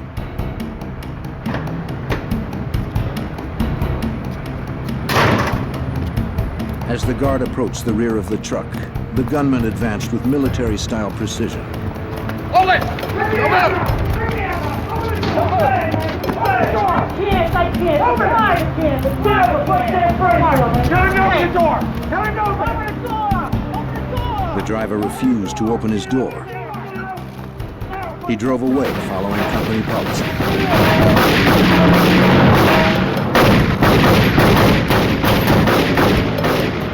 The subjects retreated to a getaway car and attempted to camouflage their escape with a military-issue smoke grenade. The Metro-Dade County Police and the FBI responded to the scene. Robberies of armored cars and banks fall under FBI jurisdiction. The supervisor of the Miami FBI's Violent Crimes Unit was Special Agent Gordon McNeil. There were basically no clues as far as who these individuals were. We had absolutely no idea, no way to go. No one had seen them without the black hoods over their faces. They wore gloves on both hands. One piece of information witnesses did provide was the license number of the getaway car. Agents tracked the number and learned the car had been stolen a month before. But the lead was a dead end. The robbers had escaped with only $2,800. But their use of military weapons and commando tactics convinced Agent McNeil they would probably strike somewhere in Miami again. But where and when? The answer came just 8 days later. At a busy supermarket on South Dixie Highway, another armored car arrived to make a scheduled pickup. A courier returned to the truck with several money bags filled with cash and receipts.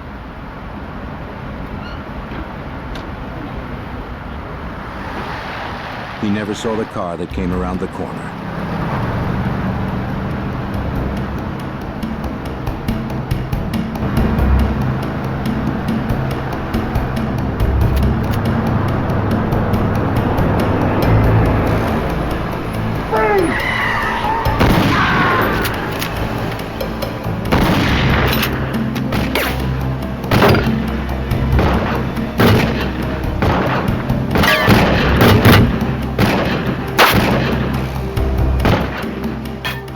the robbers escaped empty-handed.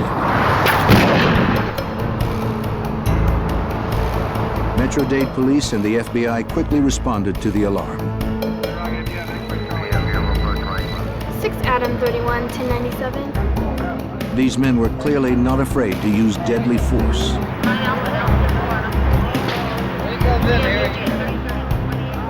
The courier would later die from his injury. While he was taken to the hospital, agents interviewed his partner.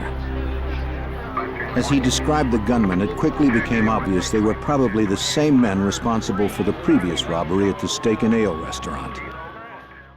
There was no money taken in that particular robbery, but there were a number of shots fired.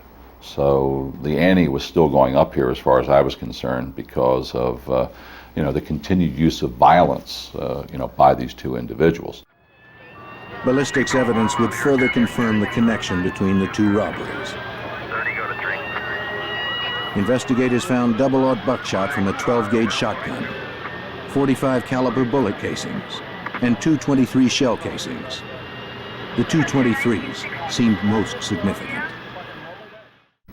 And the identification division of the firearms unit of the FBI laboratory compared those two shell casings and said they were fired from the same weapon. So we definitely had a link now between the Winn-Dixie attempt and the Steak and Ale robbery. Two violent robberies were linked to the same masked gunman. But there were no leads to their identities. Because they had not scored any cash at the Winn-Dixie robbery and so little at the Steak and Ale, investigators were certain they would soon strike again. 2 weeks later, on Friday, November 8th, a third robbery occurred. This time a bank job at the Florida National Bank. As a teller and a guard walked from the main building to the drive-thru, two masked gunmen emerged from a car.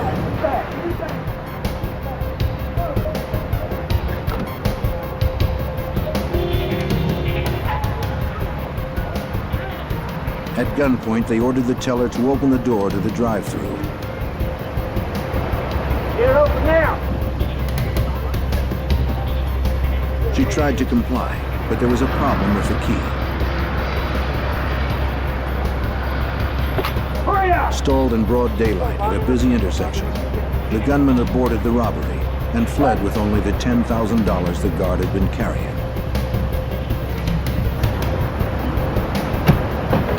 Within minutes, local authorities and the FBI Violent Crimes Unit responded to the scene of the crime. Just a few blocks away from the two previous robberies. This pattern was starting to develop that all these crimes were happening in this same general area along U.S. Highway number 1. FBI interviews with the bank employees confirmed that the robbers were the same pair who'd hit the armored cars. Maybe they figured a drive-through bank would be less heavily fortified than armored cars, easier sources of cash. There was no higher priority in this case. We had to find these guys, and we had to get them off the street before they killed more innocent people. But just an hour and a half later, they hit the Professional Savings Bank only 18 blocks away. Get your hands up! Get your hands up! Get on over there! Get out of the ground! On the ground now! Get out now! Get down! Get down! You, come here! Come on over here! Come on! You, come over here! The robbers quickly took control of the lobby. At gunpoint, both customers and employees quickly followed their orders. With their masks and high-powered weapons, no one doubted they meant business. Face down! Face down!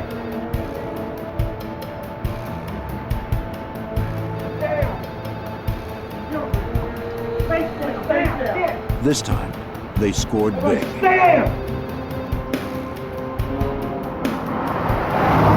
They raced off with over $41,000, delivered earlier that day by Wells Fargo. They escaped in yet another getaway car, a Chevy Monte Carlo.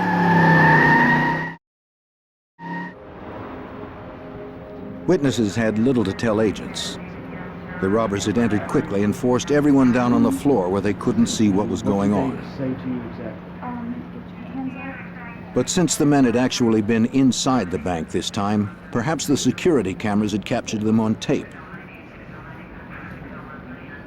Agents were soon disappointed to learn that the cameras had somehow malfunctioned and nothing had been recorded. It was the fourth robbery in 6 weeks. The heavily armed robbers were looting banks and armored cars in broad daylight. The witnesses in these cases indicated that they felt that these people looked like true professionals. The way they walked, the way they talked, the way they carried the weapons. And I truly believed up until when we finally found out who they were, that we could very easily have been dealing with police officers here or very recent ex-military.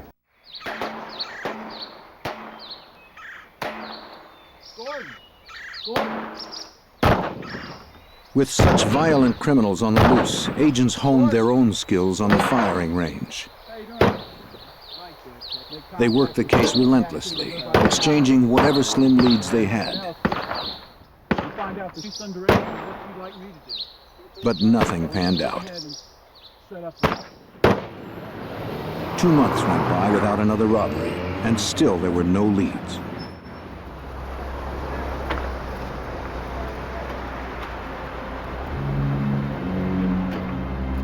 On Friday, January 10th, 1986, William Roberts prepared to make a transaction at the Barnett Bank, just as an armored truck was unloading outside. He looked up from his checkbook and watched as 2 masked robbers shot the guard in the back. As the guard lay on the ground, one of the gunmen shot him twice more.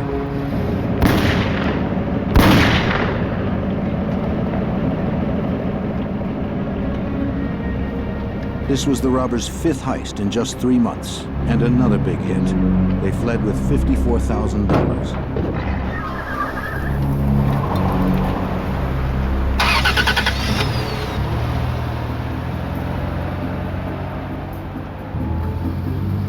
William Roberts trailed the men for blocks. Though he maintained a safe distance, Roberts worried the thieves knew he was following them.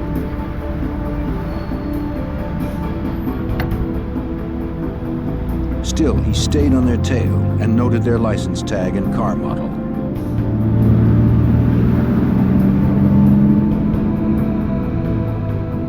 He tracked them to a parking lot where they pulled in next to a white pickup truck.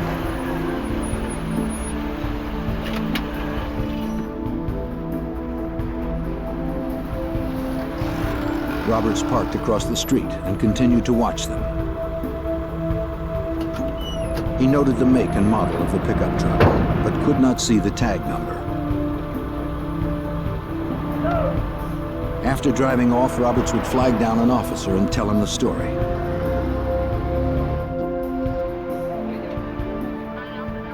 The FBI responded to the scene and interviewed bank employees.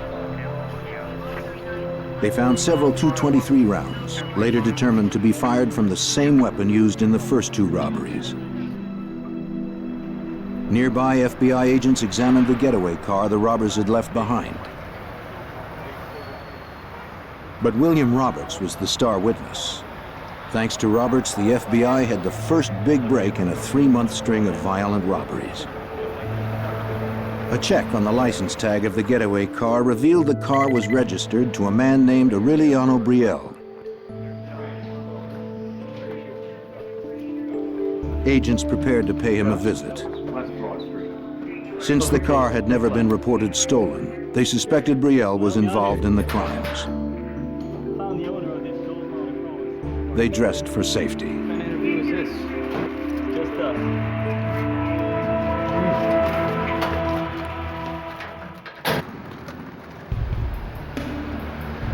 In Miami, the FBI had been tracking 2 masked gunmen who had been robbing armored cars and banks, already killing 1 guard. Now agents had located the registered owner of one of the getaway cars. On January 14th, Special Agent Morellis and a partner arrived at the home of Aureliano Brielle, the registered owner of the car. A woman opened the door. Special Agent Morellis now works undercover and wears a hood to protect his identity. She asked me if I was there about her son, and I said yes, I was, as a matter of fact. She said, well, my son Emilio has been missing. Mrs. Brielle's husband came to the door and they invited the agents to come into the house.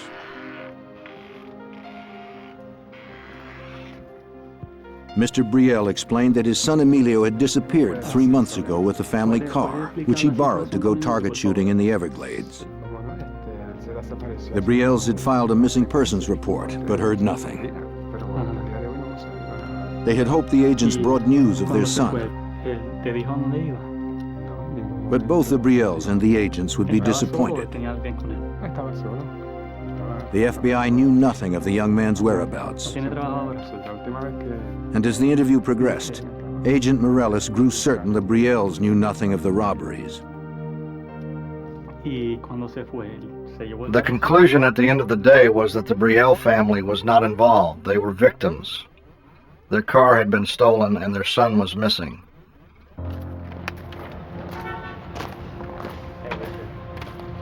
The Metro-Dade Police Department processed the Brielle's car with FBI agents observing. But evidence technicians found no fingerprints or anything else to advance the case. The next 2 months were quiet again, though the robbers remained on the loose. Agents worked other cases as they continued to mine every possible resource for clues. Then on March 14th, Special Agent Ben Grogan told a skeptical Agent Morellis about a newspaper article he believed was related to the case. Show up in the next heist. I guarantee it. That car right The there. article reported the attempted murder of a man named Jose Collazo 2 days earlier. Two men had shot Collazo multiple times. Then they had stolen his gun and his car, a black 1982 Chevy Monte Carlo. Guarantee you I'm right. Grogan swore that the vehicle would be the bank robber's next getaway car. While it seemed to some agents nothing more than a hunch, they respected Grogan. Car and disappeared. Shot him 4 times with the arm, through the face. At 53, he was a career agent with 25 years on the job, including time as a SWAT team leader. Is he still alive? Yeah, he got up, walked 1.5 miles to a convenience store, made a phone His colleagues called him the doctor because he could do jobs no one else could do. What do you think? Check on these plates. So they took a chance on his hunch. Get on it. Good job. Mr. Collazo, tell me what happened. These 2 guys. Grogan and another agent visited Collazo in the hospital. There were 2 white males. 2 white males. Collazo was in rough shape, with wounds to the side of his head, his arm, and his back. But he managed to tell the story of his nightmarish afternoon in the Everglades. Collazo had gone to a recreational trail near a lake, where gun owners often practice target shooting. He was firing his .22 when 2 men drove up beside him. How you doing?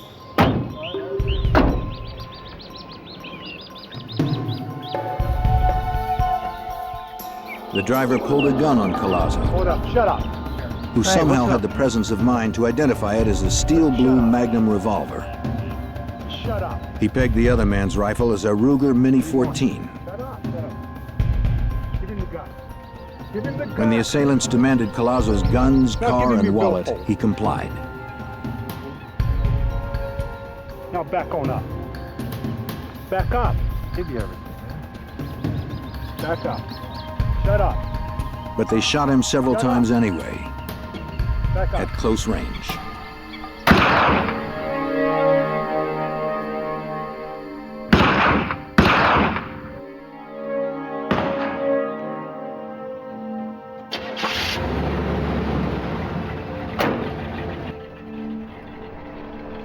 Then they left, taking Collazo's Monte Carlo and their own F-150 pickup truck.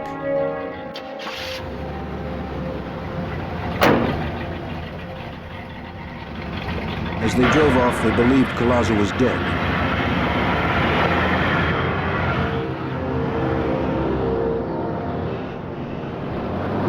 He was just waiting until the shooters were gone. Then he would rally what little strength he had to survive.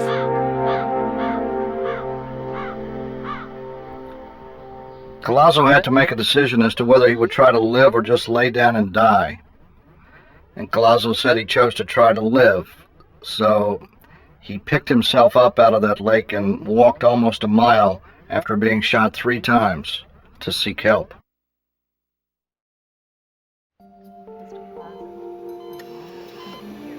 Finding Collazo was the best break in the case so far.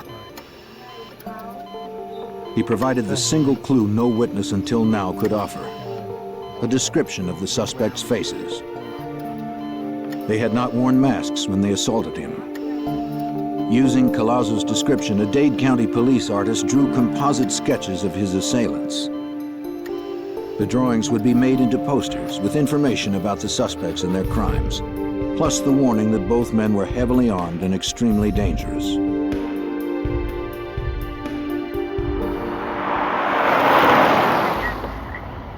Retired Special Agent John Hanlon, a 22-year FBI veteran then assigned to the Violent Crimes Unit, remembers what Collazo said. Collazo was able to give a description of the guys. He told us about the white pickup truck. He was shot in the same general area as we thought Emilio Brielle had disappeared. In the coming days, agents stepped up their efforts. They conducted a grid search of the streets crossing South Dixie Highway in the vicinity of the bank robberies. I got the agents together. After I told them what I had on my mind, they looked at me like I was crazy.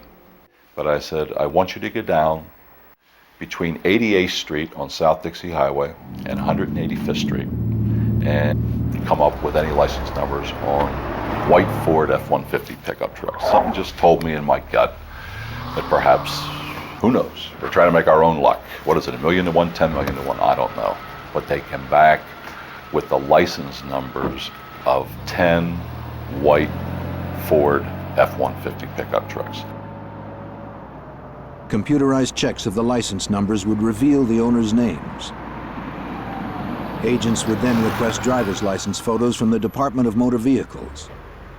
Perhaps if Collazo saw the photos, he could identify the truck's owner. But in 1986, technology was slow, and before the photos came back from the DMV, the robbers struck again. On Wednesday, March 19th, just 1 week after Collazo's assault. Get your hands up! Get your hands up! Hurry up! Get out! Get out! Get down! On the floor! Both of them! Come on out! Get out! The thieves hit another bank on South Dixie Highway. Back up! Get out! Come on! Get out! Give me the bag! Give me the bag! It was their 6th hit in 5 months. Give me the money! Get out! Put your face down! Be quiet! One kept the terrified customers at bay. The other looted money from a teller. Stand, everybody! Go, move! Don't look up! The men escaped with over $8,000 in cash.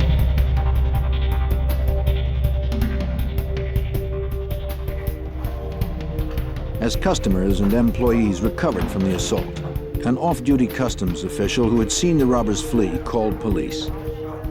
He'd noted the make of the getaway car, a black Chevy Monte Carlo, and the tag number, NTJ-891. Just as Agent Grogan had predicted, it was Jose Collazo's car.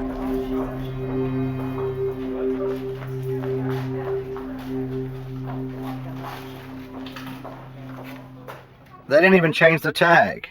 And we're not really sure whether they were, well, we're pretty sure they weren't that stupid, but we speculate that in their minds, you know, they were these hard men. And we think that they were probably just saying, hey, in your face, police, you know, come and get us if you can. Investigators learned little of value from witnesses. At this bank, the security cameras had filmed the entire robbery. But the videotape was of little use. The camera's lenses had captured little more than unidentifiable masked bandits. There was little doubt these robbers planned each hit carefully. It appeared to me that they were doing surveillance of the banks prior to some of the robberies, because on most occasions they robbed the bank within 10 minutes of delivery of a cash shipment by an armored car company. So they were waiting until the cash was inside from the armored car company and then hit the bank. On April 10th, Gordon McNeil and Ben Grogan discussed the case at firearms practice, sifting for any clues they may have overlooked. It had been about 3 weeks since the last robbery. There were no clues to the thieves' identities, but McNeil detected a pattern. You're always looking in law enforcement for patterns of crime, things that seem to happen on a consistent basis. And the only thing that we had gone in these cases was this significant pattern that developed, always on Friday between 9 and 12, hitting the same banks multiple times, always in the same 40 square block area, always along South Dixie Highway. Agents planned a surveillance for the next day. They would fan out to patrol the area where the robbers had struck so often. Hey guys, you got a minute? Yeah. Unit Supervisor Gordon McNeil personally led the operation. Everybody will leave from that location. So we just couldn't wait for them to rob another bank. We had to get out there and we had to make our own luck, and maybe we could find them. Start watching for the vehicle. You come across, Agent Hanlon remembers what happened next. put it into play, hopefully it'll work out. Eddie Morales walked over and said, "Hey, let's go down there." And I thought, well, what the heck, you know?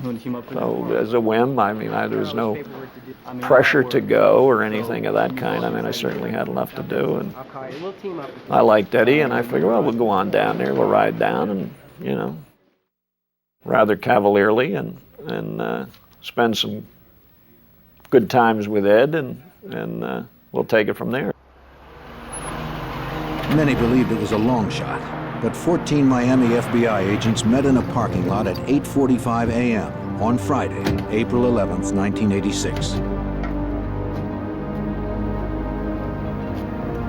They would surveil a 53-block grid along South Dixie Highway, where 2 commando-style gunmen had pulled off 3 bank robberies and 3 armored car heists in 6 months. The suspects were described as white men of medium build, one with a handlebar mustache, both about 30 years old. They were heavily armed and extremely dangerous. They might be driving a black Monte Carlo, license number NTJ 891. After a robbery spree that had lasted 6 months, Miami FBI agents went on the offensive in search of 2 killers, possibly driving a black Monte Carlo. They met to patrol an area where the 2 armed robbers had used military tactics to hit armored cars and banks.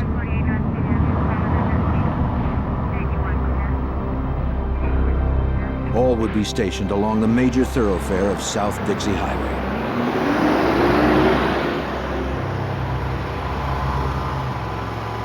Agents Ben Grogan and Jerry Dove were on their way to stake out the Barnett Bank when the impossible happened. A car that fit the description of the suspect's vehicle pulled directly in front of them. In disbelief, Agent Grogan advised all units of what he saw. Attention all units, we're behind. Gordon McNeil remembers the call. Grogan was not an emotional person. Nothing could get Grogan excited.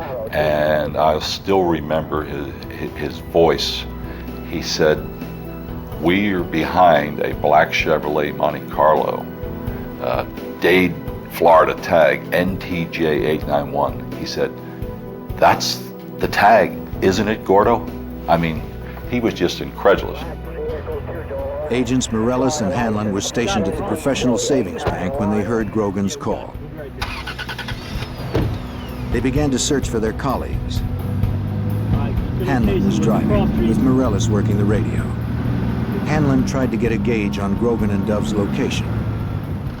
And I remember saying to Eddie, call Ben, tell him to start calling the cross streets so we'll know how close we're getting. Before Eddie had a chance to go on the air, Ben starts calling off the cross streets, and we're hitting those cross streets, one after another, so we were real close to them. After proceeding south for several blocks, Hanlon and Morellis closed in behind them. The robbers soon suspected they were being followed. Whether they knew their pursuers were FBI or not, the suspects wanted to lose them.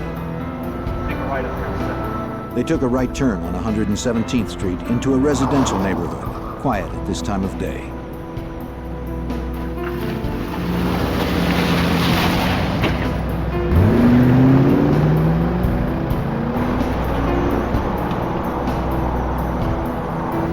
You're still following? Still behind us. They're coming.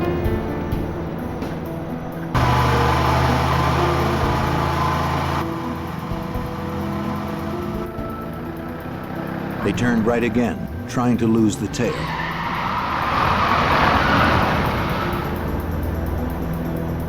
But the agents hung on, playing for time, as Agent Morellis recalls. We were just trying to wait for as many FBI units to get to the location as possible. And we were also basically responding to what the subjects did. They weren't in any hurry. When they turned onto 120th Street, they actually slowed down.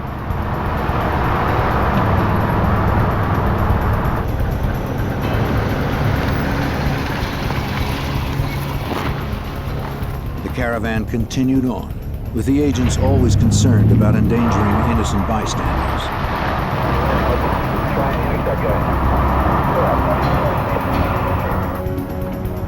Then the suspects made a left onto 82nd.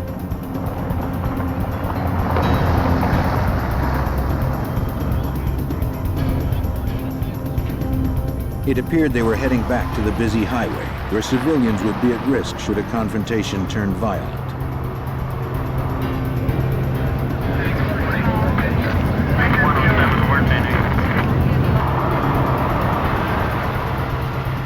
When Grogan saw the silhouette of a long-barreled rifle through the rear window of the subject's vehicle, he knew it was time to act. Shut any car stop, let's do it. It was clear the suspects were preparing to do battle. Grogan put the light on his car and ordered a felony stop.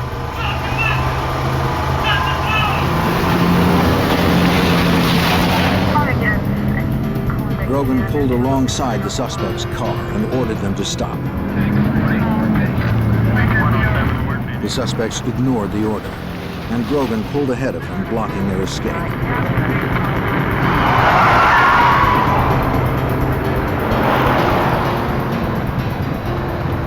Hanlon and Morellis moved up, launching them in.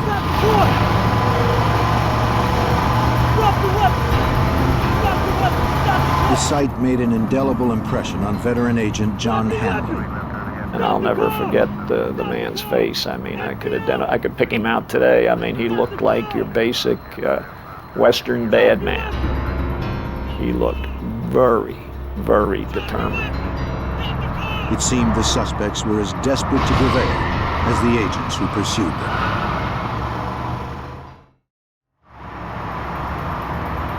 Two heavily armed fugitives had ignored FBI orders to stop their vehicle. Special agents now tried to force them to comply.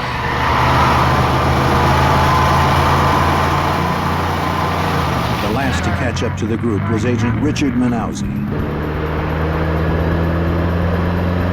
As he pulled behind the suspect's car, he saw one of the gunmen take aim at Morellis and Hanlon.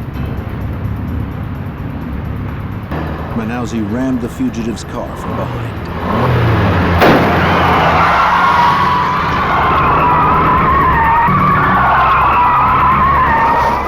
They swung into a U-turn, and then Manauzi was able to hit him again and knocked him over into this parking area up against some cars over there.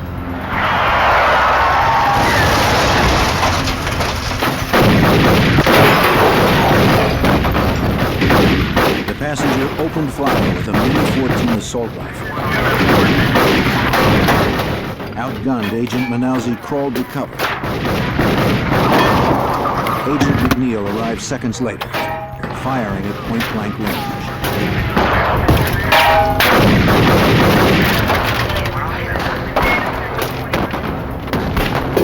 They were surrounded by FBI. Their vehicle could not move, but they had superior firepower.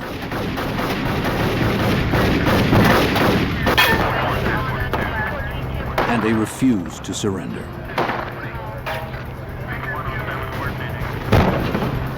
The driver fired a shotgun blast at Grogan. McNeil hit the driver in the neck.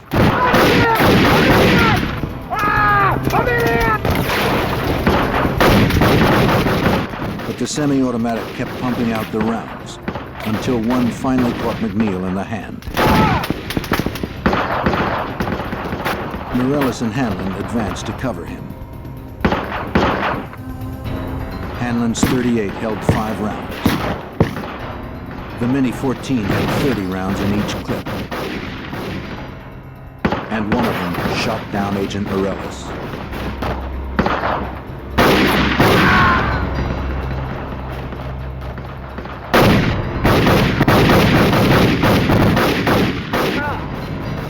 It was all one continuous recollection. It was like 1 second I'm looking at Gordon McNeil's back, trying to maneuver to his left, and the next second is blue sky. And I looked at my left arm, and my left arm was completely shattered. It was like roadkill.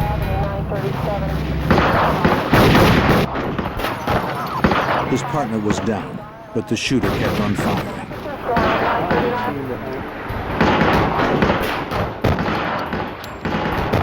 But when he tried to escape out the window, Jerry Dove hit him in the chest with his 9mm. But to Dove's horror, the man shot McNeil in the neck.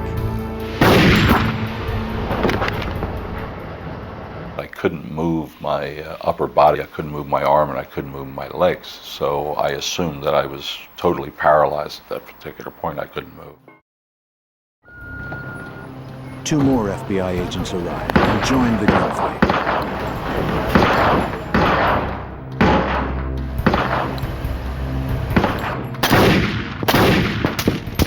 By now, the shooter had been hit 4 times, but he continued to advance and fire.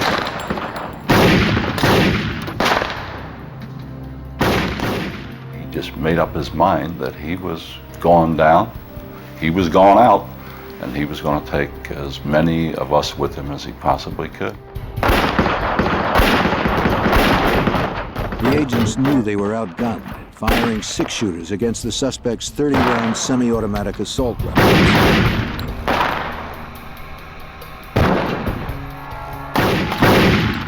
Dove and Grogan were forced to retreat behind their car to reload.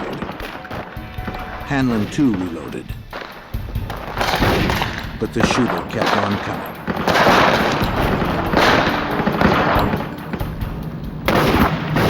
One went right through my knuckles on my right hand and through the knuckle in my thumb. A bunch of lead and whatever went into the back of my arm, and I remember my gun going flying. I said, "Ben, I've been hit." As Hanlon tried to retreat under the bumper, the gunman shot him in the groin. The blood geysered from my groin to my knee. I mean, the blood just came out like a balloon breaking. Grogan was hit. And then Dove. Before they could reload their weapons. I remember Ben saying, "Oh my God," and he fell at my feet. And at some point along in here, I heard the breath go out of him. He went, "Ah." The subject made his way to Agent Dove's car. With his left arm nearly blown off, Agent Morellis managed to pull himself out.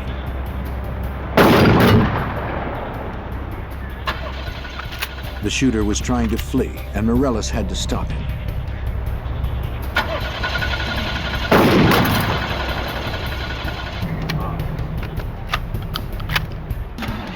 Mortally wounded, the second suspect somehow dragged himself out of his car and joined his partner. If the car started, Morales knew they could only go in reverse, back over the fallen agents.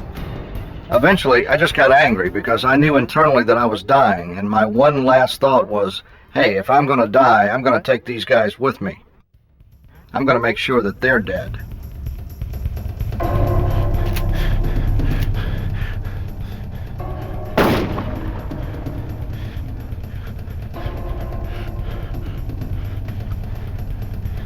With his shotgun empty, Morales changed to his revolver and staggered forward, firing at the subjects.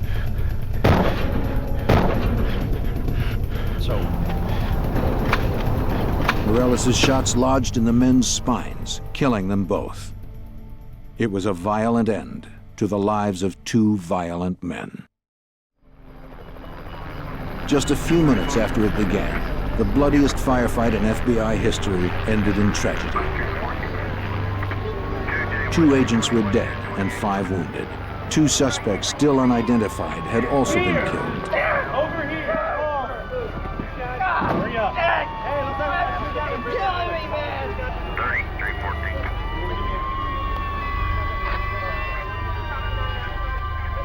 314. Agent Jerry Dove lay dead. At the age of 30, he'd earned a law degree and fulfilled his boyhood dream of joining the FBI. He wanted to make a difference and had given his life trying.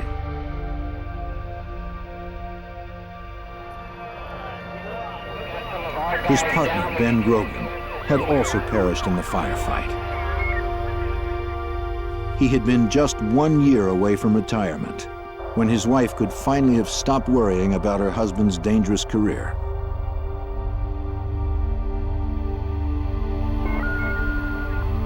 Crime scene technicians arrived at the site. Metro-Dade County Homicide Bureau Sergeant David Rivers was also there.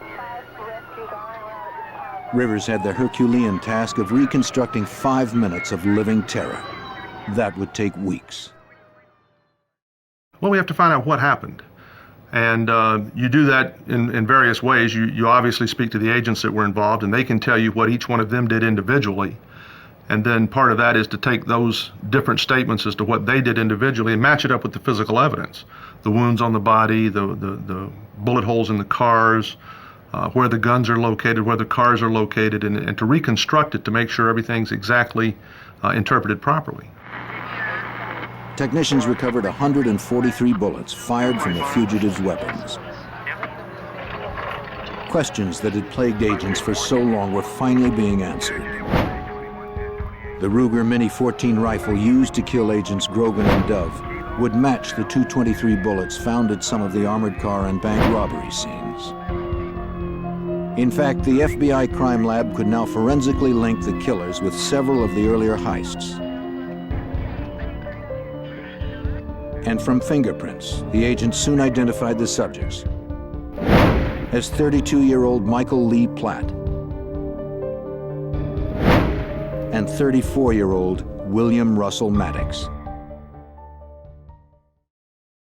But one question remained. What kind of men had wreaked this destruction, and why? Agents could not have been more surprised by what they learned from the killer's friends and neighbors. Instead of outlaws living on the edge, prepared for the ultimate confrontation, Platt and Maddox were known as quiet, family men. Photos showed their families relaxing together. Platt had a wife and 3 children. Maddox was a single dad. They were partners in a landscaping business. But further investigation gave up the lie of their double life. Inside a shed, agents found guns and ammunition, including the .22 Maddox and Platt had stolen from Jose Collazo when they tried to kill him in the Everglades. Agents would also uncover evidence of a bizarre murder pact in which the men may have killed each other's previous wives. No one had been charged in the two cases, but now they would be reopened. Within days, agents would confirm that Maddox and Platt had killed 25-year-old Emilio Brielle in the Everglades. A hiker found Brielle's skeletal remains in the Everglades, not far from where Collazo had been assaulted. Then another tragic footnote surfaced. Hey, how did that interview go for you earlier today? Special Agent Steve Warner received a package from the Florida Department of Motor Vehicles. In it was a copy of William Russell Maddox's driver's license. He was the owner of one of the white Ford F-150 pickup trucks agents had located a few weeks before. But there had been a delay in sending the licenses.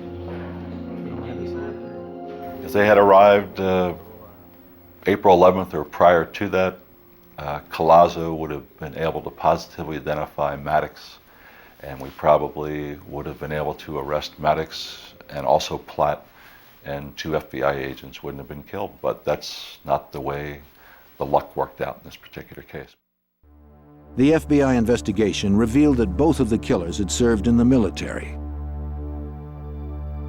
Platt had been a Ranger, a member of the Army's elite First Strike Force, which explained the pair's commando tactics, fundamentally different than training received by law enforcement.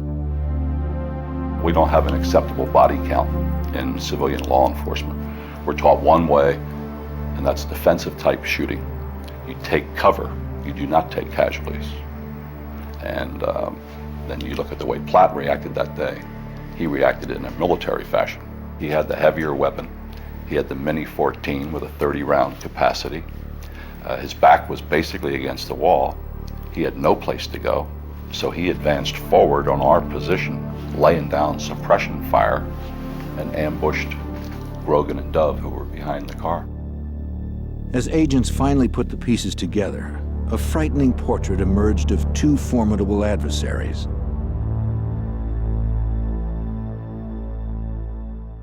At the end of the shooting, Platt had 11 hits, Maddox had 6 hits. Platt was literally shot to pieces, and he kept fighting and fighting and fighting and fighting until he ran out of breath. He fought to the last. They were going to die, it's just they weren't dying fast enough. And they weren't prepared to lay down and die. You know? They weren't about to give up.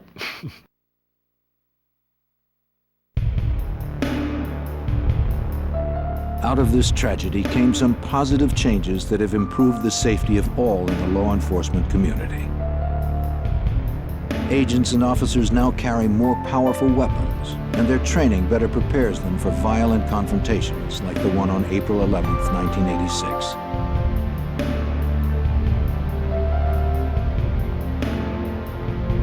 As hundreds mourn the deaths of 2 dedicated and selfless FBI agents, those in law enforcement have looked for meaning in the tragic events of that April morning.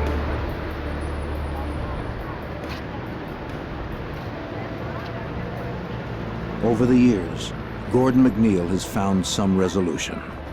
The story's not Platt and Maddox. It's not important who they were. It's important to recall the courage that was shown by the agents that day and the FBI. They did their job.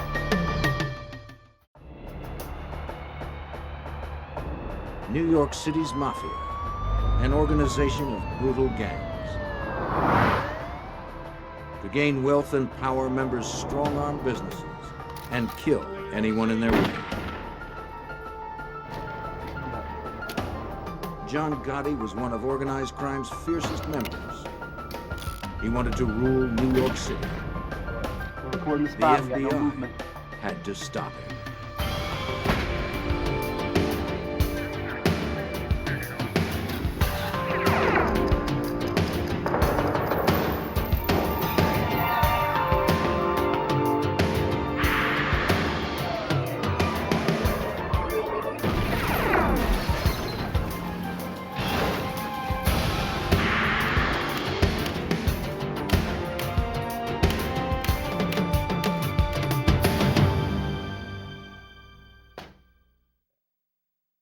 John Gotti was ambitious, powerful, and ruthless.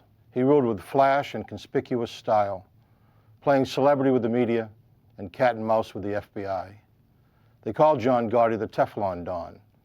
Serious charges just wouldn't stick. I'm Jim Kallstrom, former director of the FBI's New York office. When John Gotti came to power in 1985, organized crime still had its tentacles spread into many legitimate businesses. Like a game of chess, crime bosses were well insulated by layers of pawns. The FBI's job was to penetrate their defenses and capture the king.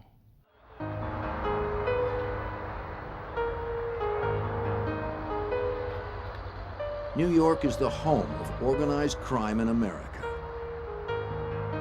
Through intimidation, terror, and murder, the 5 families that make up New York's mafia have corrupted labor unions, run extortion rackets, and infiltrated almost every major industry in the city. Disputes among the crime families often erupt over who controls which union or what industry. These disputes are inevitably and violently resolved. By the 1970s, the Gambino family had emerged as the most violent and the most powerful crime family in the nation. As that decade came to an end, the FBI decided it was time to stop the mafia's reign of terror. The Bureau's New York office set up 5 squads assigned to investigate and bring down each criminal family. Special Agent Bruce Mao was assigned to supervise the squad responsible for bringing down the Gambino family. The Bureau realized that we really weren't addressing organized crime here in New York, and so they formed squads to target each particular crime family and try to address the organized crime problem here in New York. So in 1980 we formed the squad, and our target was to put the Gambino family in jail. The main targets of Mao's investigation were the leaders of the Gambino family.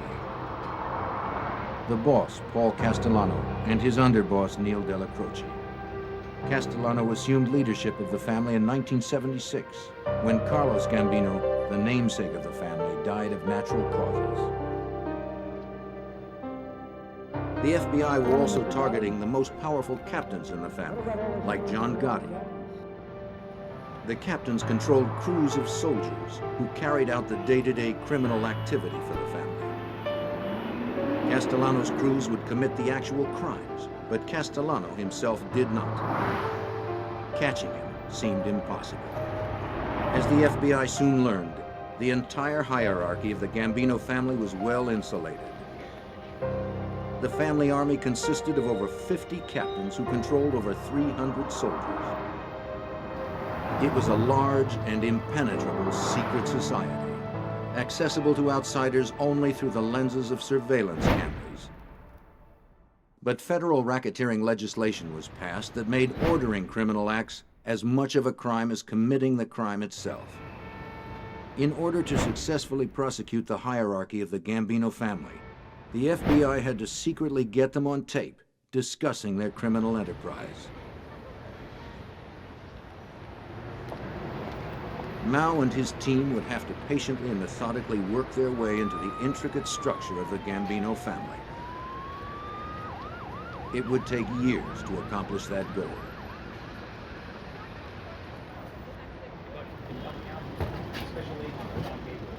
Agents tried to learn more by speaking to residents in the neighborhoods where mob activity was prevalent.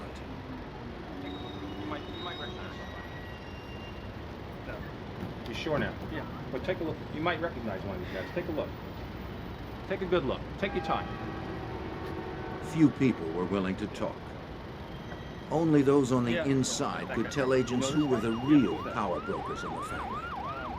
Cooperating witnesses and informants had to be developed. Betraying the mafia meant certain death. Informants would be difficult to come by. But some were willing to take the risk. Most were low-level criminals cutting deals with the government to avoid prosecution and long prison sentences. Whatever their motivation, they gave agents something they did not have before: a back door into the Gambino family's criminal operations. Castellano ran the family like a major corporation. Nicknamed within the mafia as the Pope, he used unions to strengthen his grip on various industries in New York.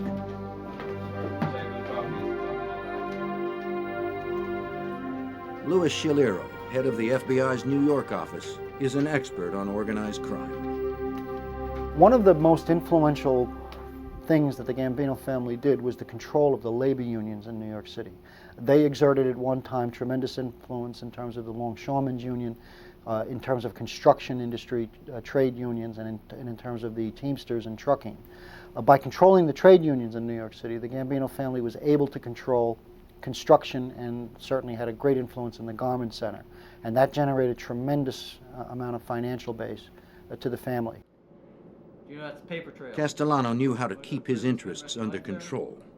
Castellano also realized how important it was to rule by fear and terror, so he had several enforcement arms of the family. He had a crew that was famous for killing people, dismembering bodies, and doing all sorts of horrid things. So even though Castellano was known as a businessman's Don, he was a tough guy. He had a hair trigger and temper, and he'd kill you at the drop of a hat.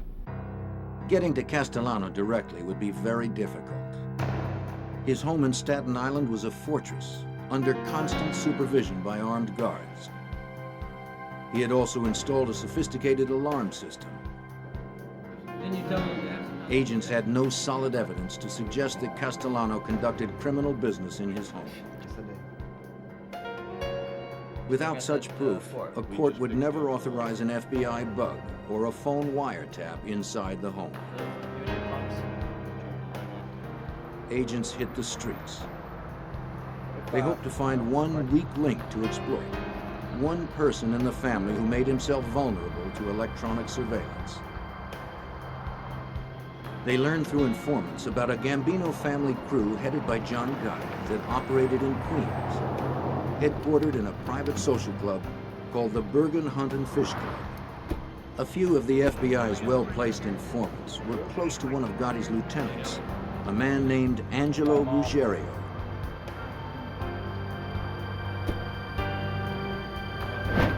Though known on the streets as the most vicious gang in the Gambino family, agents believed they found their weak link in Gotti's crew. And the reason we did was he had a lieutenant named Angelo Ruggiero who ran the day-to-day operations for Gotti and his crew. And Angelo was an attractive target because, number one, he's very active, involved a lot of criminal activity. Number two, he had a big mouth. He talked a lot. He was a gossip and a blabbermouth.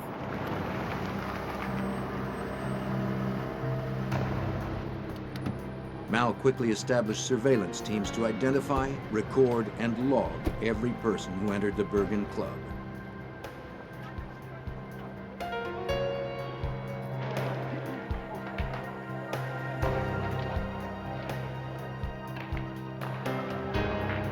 Agents learned that John Gotti and his crew made money for the family primarily through hijacking, car thefts, extortion, and illegal gambling operations.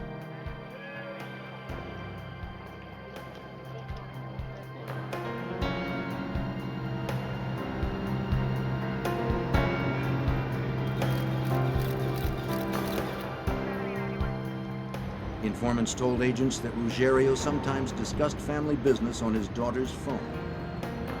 He believed the line listed in her name to be free of FBI bugs.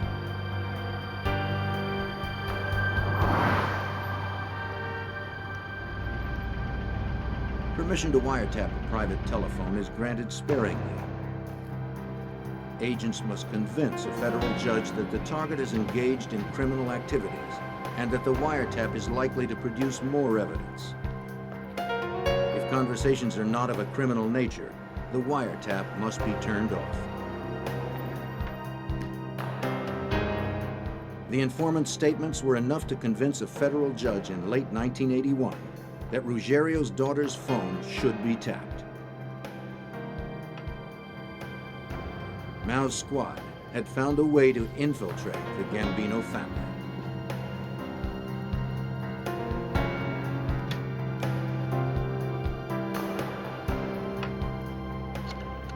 The wiretapping of Ruggiero's phone proved to be one of the most successful wiretaps in FBI history. The conversations overheard by the FBI were damning. But agents learned that Ruggiero also held meetings in his home with Gambino members. Mao and his squad had enough evidence to justify placing a microphone in Ruggiero's home. Agents slipped in, installed the bugs in his dining room, and left without a trace.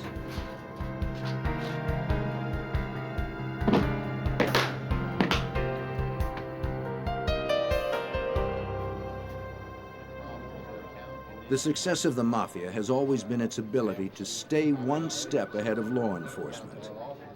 What Mao and his squad did not know was that a high-ranking police officer was on the Gambino payroll. Though the mole didn't know specific details, he leaked information to family members about ongoing investigations and electronic surveillance operations.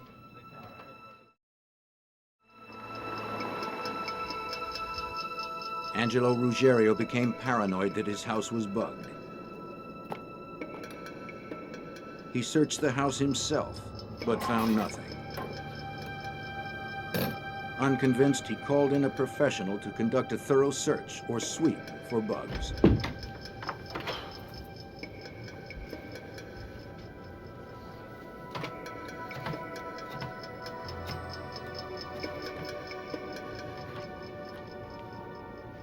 Yeah, I need someone to come sweep my house, please. Ruggiero ordered the sweep on the tapped 2345. telephone.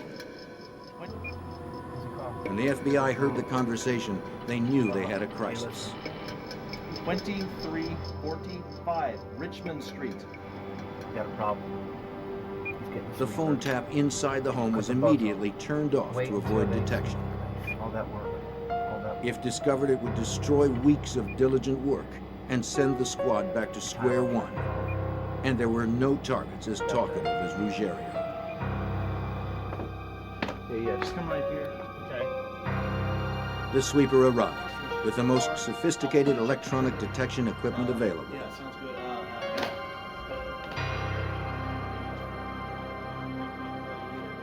After 2 days of searching the house top to bottom, he was ready to report his findings to Ruggiero. 2 days after Ruggiero's house was searched for bugs, agents arrested the man who conducted the sweep of his house. What they learned was indeed shocking.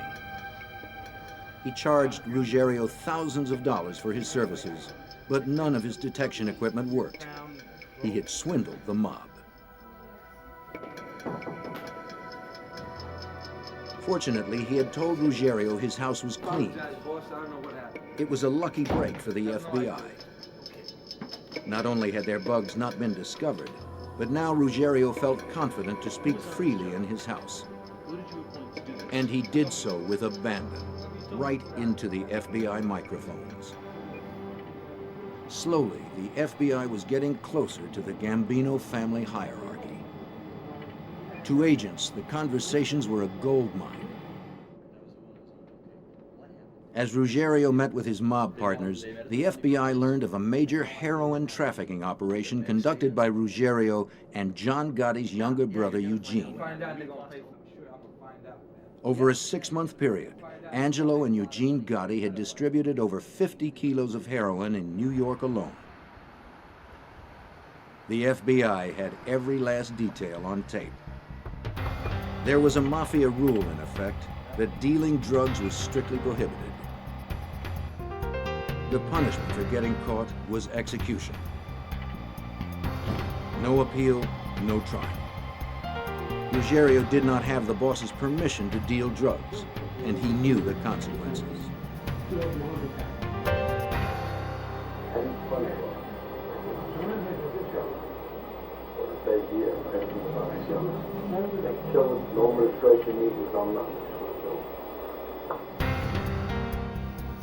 The government felt it had a strong case against Ruggiero and Eugene Gotti.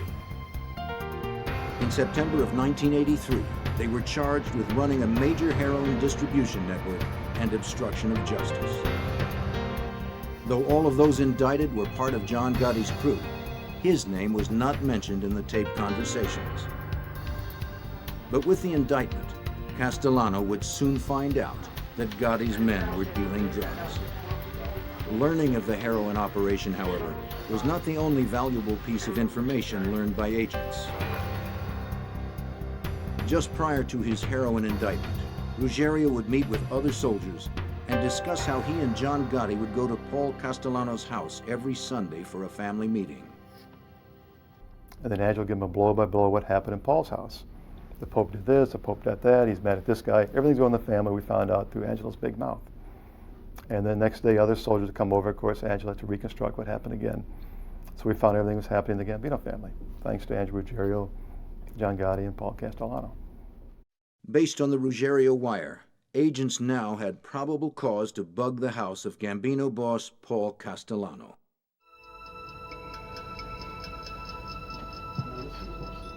Getting into Castellano's house took detailed planning and methodical execution. Agents managed to get inside the house and place the bugs. Soon after, they began taping conversations that directly implicated Paul Castellano as the boss of the Gambino family, the man who oversaw a multitude of illegal rackets that cost taxpayers millions of dollars each year. Castellano would meet with his most trusted captains to discuss business. The FBI identified one of those captains as Sammy the Bull Gravano.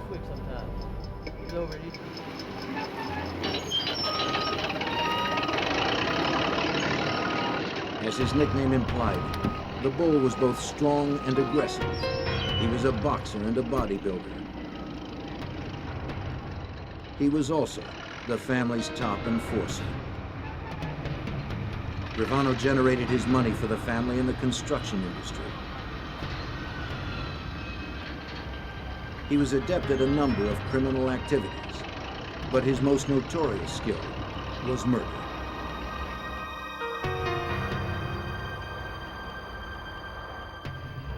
As the FBI continued to investigate powerful captains in the family like John Gotti and Sammy the Bull, their sights remained focused on the boss. In 1985, 2 years after Ruggiero was indicted, Paul Castellano was arrested and charged along with other New York family bosses with dozens of federal racketeering and conspiracy violations. Out on bail, Castellano continued to run the family, though his attention seemed focused on how to beat the government's case against him. John Gotti was also facing his own legal troubles. An independent investigation led by the U.S. Attorney's Office ended with Gotti and his mentor, underboss Neil Della Croce, being charged with several counts of racketeering. Della Croce and Gotti were released on bail, allowing them to continue their criminal operations.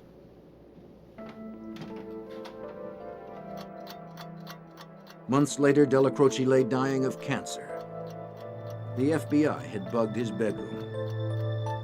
Gotti and Ruggiero visited, and the FBI was listening. They recorded Gotti talking about his fears that Castellano might kill him and Ruggiero for getting caught on tape discussing their drug dealings and for leading the FBI to Castellano's house.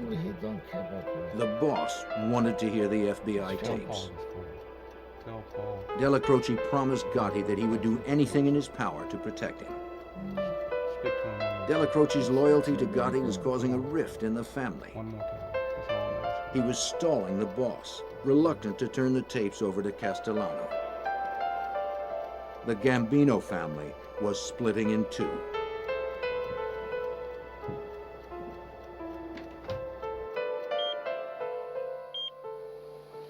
Then, in early December of 1985, Neil Della Croce, the Gambino family's second in command, died of cancer in his home. On December 16th, 2 weeks after Della Croce's death, Castellano and his new underboss, Tommy Bellano, pulled up to a fashionable steakhouse in Midtown Manhattan to meet some associates for dinner. As they started to exit the car, several men approached them and began firing.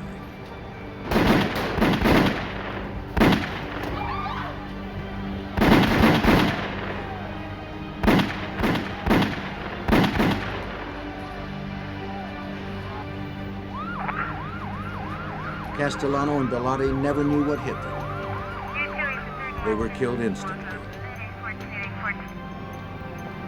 When the boss of a family is assassinated, the FBI believes that the person responsible is usually the one who steps up and assumes leadership of the family. It was mafia tradition to pay tribute to a new boss, to show him respect. 2 weeks after the murder, agents watched a parade of high-level Gambino family members enter the Bergen Hunt and Fish Club. They were meeting with John Gotti.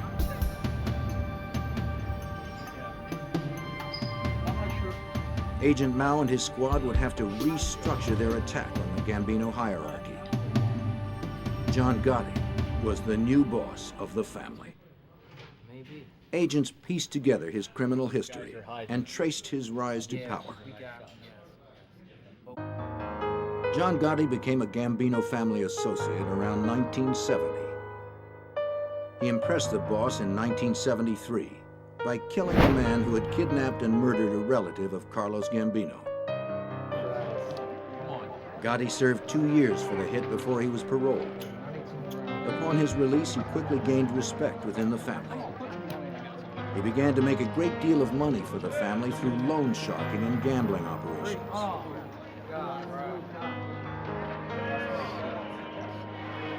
In his neighborhood, he became a hero of sorts, throwing huge 4th of July parties every year, complete with fireworks.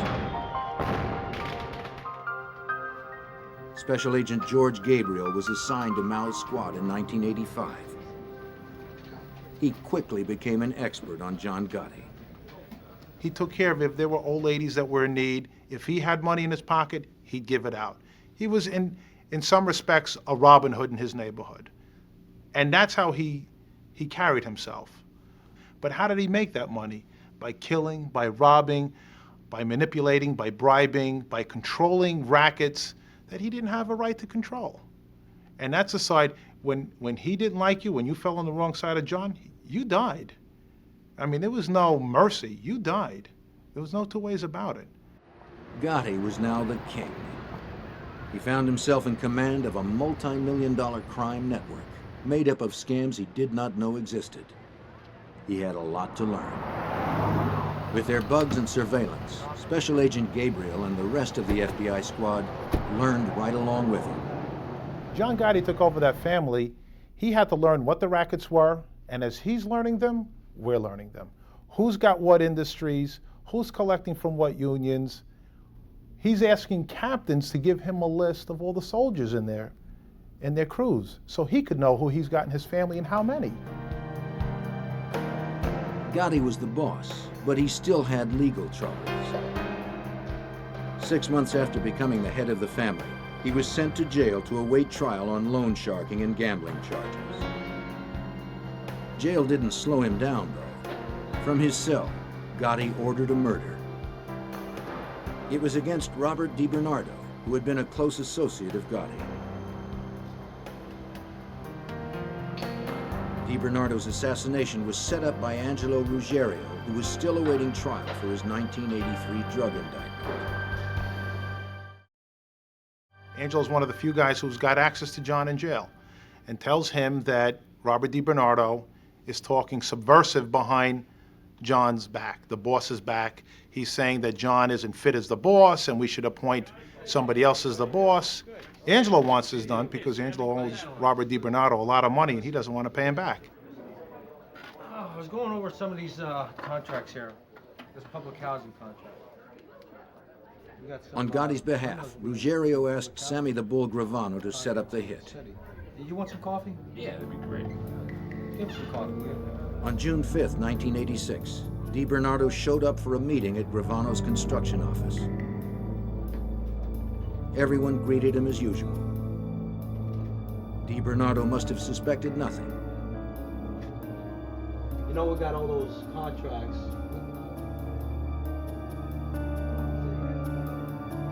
He was shot in the head from behind. His body was never found. The FBI learned of his death through informants. Agents believed Gotti's crew was responsible for the murder, But they needed proof. In August of '96, 2 months after the DiBernardo hit, Gotti went to trial for the gambling and loan sharking charges filed 2 years before. But Gotti had not been the primary target of that indictment. The case was originally designed to bring down underboss Neil Della Croce. The case against Gotti was never that strong, but an ambitious U.S. attorney saw an opportunity to get a mob boss. Though the case did not involve Mao's squad, he sent George Gabriel to observe the trial. During a break in the proceedings, Gabriel came face to face with his adversary. I introduced myself. I told him I'm George Gabriel. I'm with the FBI. I work on Bruce Mao's squad. He says, you tell him I'm going to be home in 6 weeks. I'm going to beat this one. I said, all right, I'll deliver your message. I said, and if you do, I'll be there to congratulate you because it'll be a good job on your part. He says, good, I hope to see you. On March 13th, 1987, Gotti was acquitted on all counts.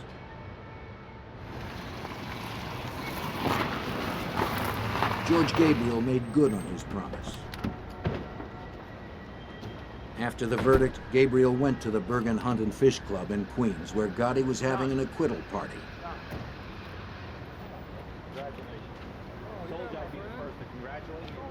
He congratulated Gotti. To the press, the public, and to prosecutors, John Gotti seemed untouchable.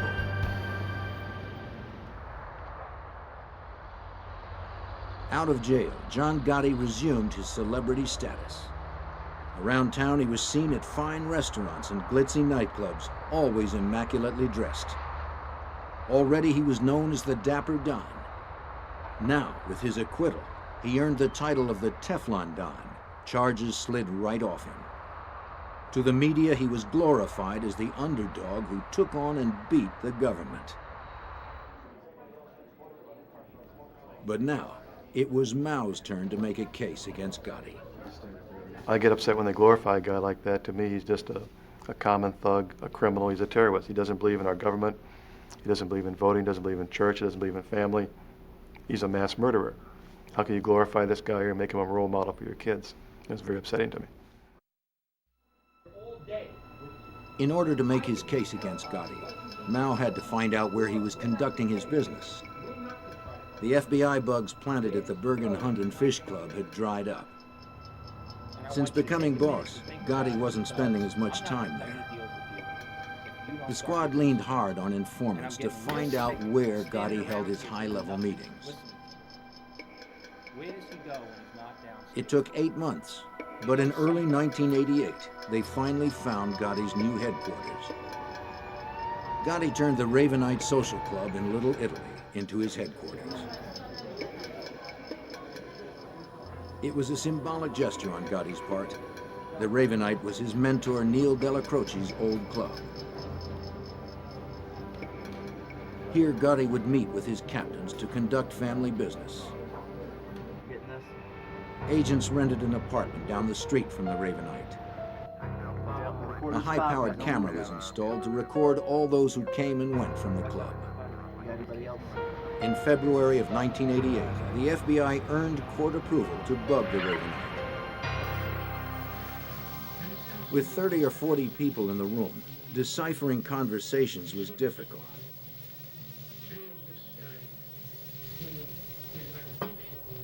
Cassette tape recordings of white noise were always being played in the club. Hearing conversations through that was impossible. But the FBI had to have John Gotti's orders on tape in order to charge him with running the Gambino family.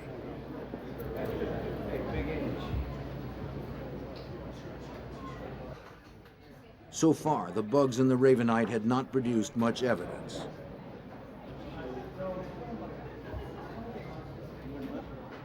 Gotti always suspected he was being listened to by the FBI, and he found clever ways to avoid being overheard.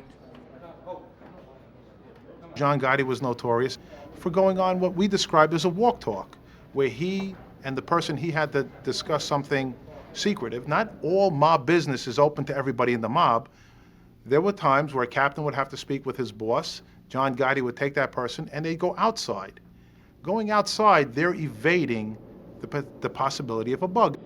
No matter what agents did, it seemed the mob was anticipating their every move, at times even taunting them. When I would sit in the van outside the Ravenite, they would bang on every van on the street and whisper, "We know you're in there." You get made all the time, and you try your darndest not to, but it happens. And you just have to stay with it.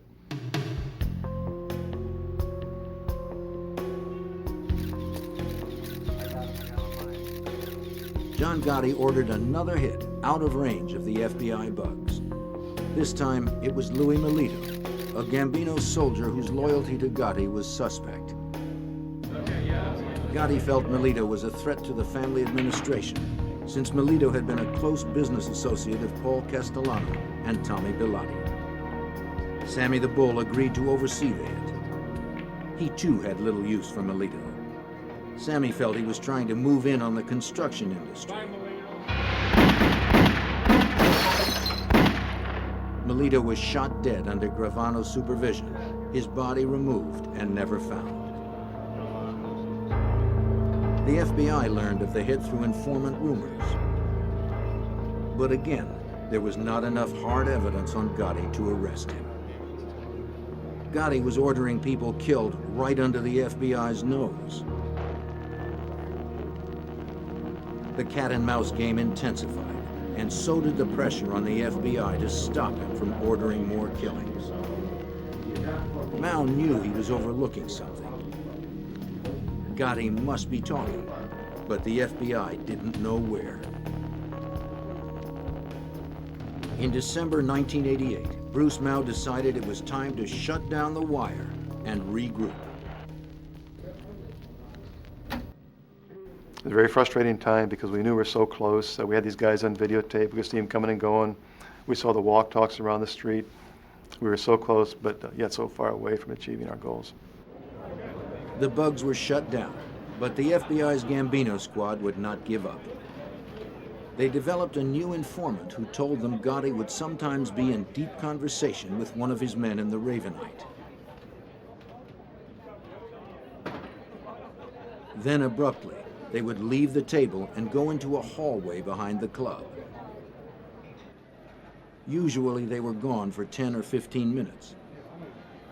The meetings in the hall were no doubt incriminating ones. And in a quiet hallway, FBI bugs could pick up more of the conversations. The squad quickly took advantage of the opportunity.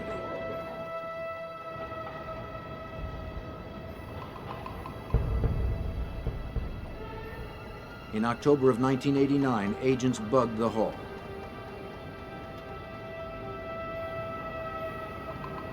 They recorded Gotti meeting with several Gambino family members there.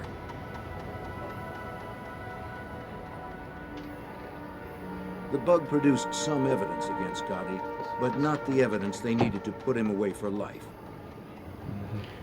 Gotti had to be meeting his men in another location within the building. Somewhere where he felt comfortable and safe.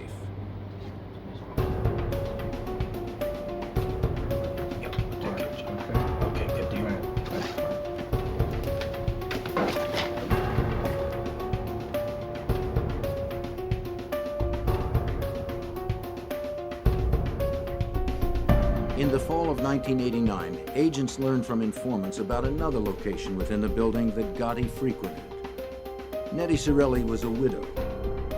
Her husband, Michael, had been caretaker of the Ravenite Club. When he died, she remained in the apartment they shared, just 2 floors above the club.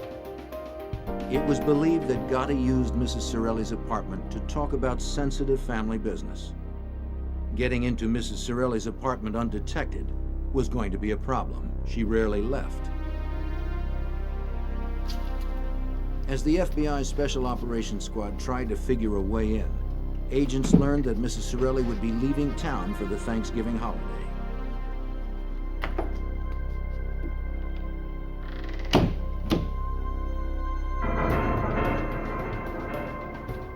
It was the opportunity they had been waiting for. Agents went to work. They sneaked into the apartment in the middle of the night and placed the bugs.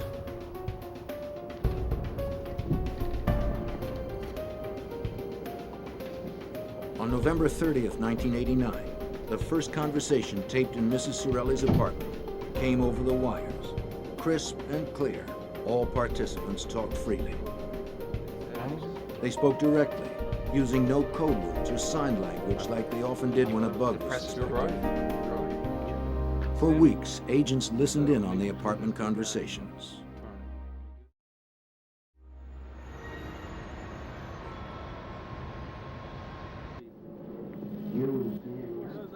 On December 12, 1989, they got the biggest break they could ever have hoped for. That day, Gotti and his underboss, Frank Locascio, met at the apartment. In a rambling conversation, Gotti left a trail of evidence that would later haunt him. He explained labor union rackets and other crimes. And he talked about ordering the murders of several people. The agents monitoring Gotti that night could barely believe their ears. More shocking to agents was what they heard Gotti say about Sammy Gravano. For over an hour, Gotti went on a verbal rampage about Sammy. He said Gravano was getting greedy, taking too big of a cut from the construction racket profits. He was becoming too active in the family, not respecting Gotti's authority. Gotti suggested that 2 murders that he himself had ordered were because Sammy was trying to protect his own interests. According to Gotti, Sammy had suckered him into murdering DiBernardo and Melito. It was a very important conversation because during this long diatribe, John confessed to 2 murders. He confessed to ordering the hit on Robert DiBernardo. He confessed to ordering the hit on Louis Melito. Both he claimed that Gravano's urging to have murdered. He also talked about a third guy named Louis DeBono who was going to murder another partner of Sammy's. John detailed also his control of different labor unions. He also detailed how much money he's making from different illegal activities. It was our smoking gun. It was the best tape of the entire electronic surveillance. After recording a few more conversations, the wire in the apartment was turned off in May of 1990. For Mao's Gambino squad, all the years of patience had finally paid off. They had the best evidence they could imagine, and it was John Gotti himself. Over the next few months, agents put together their case against Gotti. The case against the Gambino family hierarchy, which began a decade earlier, was ready to come to a close. On December 12, 1990, exactly a year after Gotti's fateful conversation, Special Agent George Gabriel and 2 others went to the Ravenite Social Club. Their purpose was to arrest John Gotti, Sammy Gravano, and Frank Locascio. Backup officers were close behind, or so Gabriel thought. When I went into the club to arrest them, they had just ordered coffee. And myself, my partner, and one of the police officers kind of accidentally went into the club ahead of the rest of the arrest team. We were about a minute ahead of everybody. So there we were in the classic, we've got you surrounded, and we're looking behind us, and there was nobody there. There wasn't a problem. Everybody complied with what we asked for. And either John or Sammy asked if they can have their cup of coffee, and I said, yeah, go ahead. We've got plenty of time before we leave. On his way to be booked, Gotti asked Agent Gabriel what he was charged with. Gabriel ran down the list and told Gotti of the taped conversations, especially in the hallway in the apartment. At that, Gotti fell quiet. At a bail hearing a few days later, the 3 defendants heard excerpts from the FBI's tapes. They played a segment from the December 12th conversation. Sammy Gravano heard Gotti bashing his character. For the first time in life, John Gotti was embarrassed. He was turning shades of blue and pink and trying to duck under the table. Sammy was turning red. You could tell he was hotter than a firecracker. And they kept looking at each other like, what's going on here? But that tape planted the seeds for the first time in Gravano's mind that he and John Gotti could never coexist, and one had to kill the other if they ever got out of jail. After hearing the tape, Gravano realized Gotti's defense strategy would be to blame him for the murders. Gravano was being set up as the fall guy. On November 8, 1991, Gravano decided to cooperate with the FBI and tell them everything he knew about the Gambino family. He filled in all of the details that were missing from the recordings about how he and Gotti committed crimes on behalf of the Gambino family and managed to stay one step ahead of law enforcement. Gravano arranged payoffs to jurors and a high-level police officer who had been supplying Gotti with classified information. Both the jurors and the corrupt officer were indicted and given jail sentences. Gabriel finally learned why Gotti had been able to avoid successful prosecutions. He's out there in everybody's face. I beat the government. They've got nothing on me. Reality was he bought the jury. Sammy Gravano paid a juror $60,000 to throw that case. And that's how he wins his case. The question most in need of an answer concerned the Castellano assassination. Through Gravano, the FBI finally learned the truth. The seeds for Castellano's assassination were planted when Angelo Ruggiero and Eugene Gotti were indicted in the heroin distribution ring in 1983. The prohibited operation could no longer be kept quiet from the boss. Castellano learned that the government's case was based on FBI recordings of Ruggiero. Castellano was furious. He wanted to hear the tapes for himself. Events began to snowball. In 1984, the tapes were finally turned over to the defense. And for the first time, all the co-defendants and defense attorneys had all these tapes of Angelo blabbing about heroin trafficking, meetings at Castellano's house, commission meetings, et cetera, et cetera. So around 1984, Castellano, being the boss of the family, asked Ruggiero for a copy of the tapes. The tension between Gotti and Castellano was held in check by Della Croce. But when Della Croce died, the barriers were down.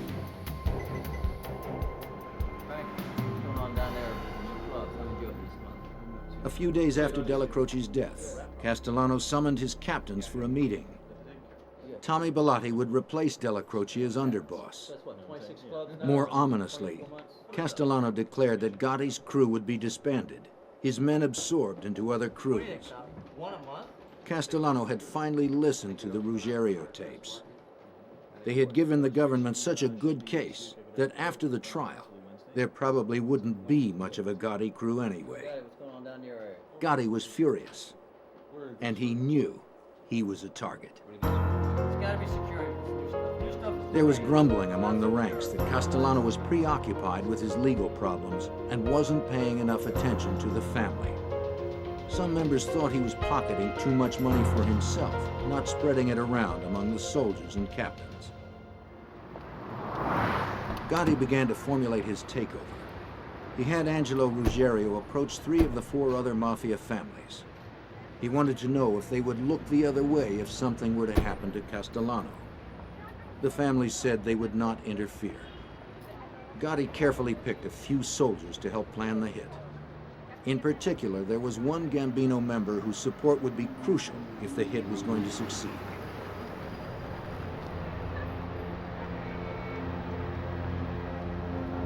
Ruggiero was sent to ask Sammy Gravano if he would participate in the murder of Castellano.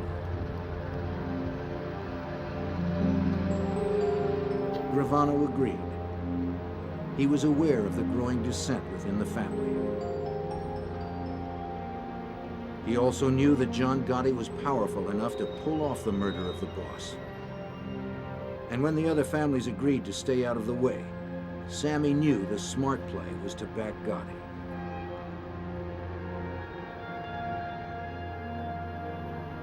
Gotti put together a team of 5 Gambino family members to plan Castellano's assassination. They called themselves the Fist of 5. Hitting the boss of the Mafia's largest family was a formidable task. The Fist would have to find Castellano away from his loyalists. And they knew that Castellano was under constant law enforcement scrutiny. He must be hit someplace where the FBI was not apt to be following him. Their best opportunity came in mid-December 1985. Castellano had asked 5 of his captains to meet him for dinner at Sparks Steakhouse in Midtown Manhattan. But one of the captains was a member of the Fist.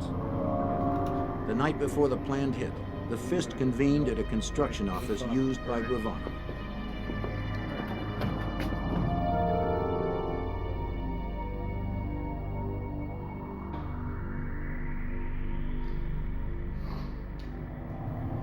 Four shooters had been hired, 2 for Castellano and 2 for his driver and underboss, Tommy Bellotti.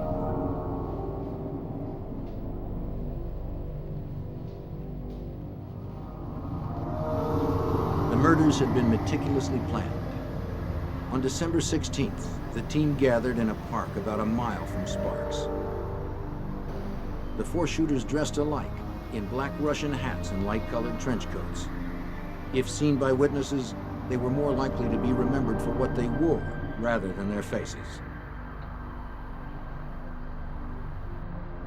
The primary shooters were to pair off just outside Sparks. Angelo Ruggiero was one of 4 backups who would block all avenues of escape. Gotti and Gravano would observe from down the street in their parked car, ready to shoot if necessary. If something went wrong, if they missed on the street, they were to move into Sparks, firing until Castellano and Bellotti were killed. No matter who got in the way, Castellano and Bellotti had to die. It was dusk when Gotti and Gravano headed towards Sparks Steakhouse.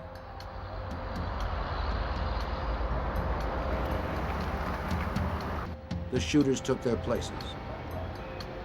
Gotti and Gravano soon found their vantage point, a parking space at an intersection down the street from the restaurant. They waited in the car. Castellano was late. Perhaps he'd been tipped off about the plot on his life. In the middle of a conversation with Gotti, Gravano suddenly looked to his left and panicked at what he saw.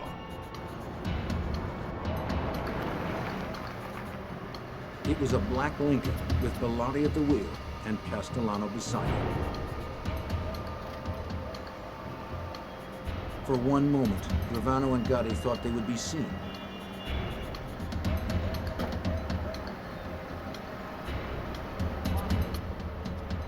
But the light changed and the car moved on.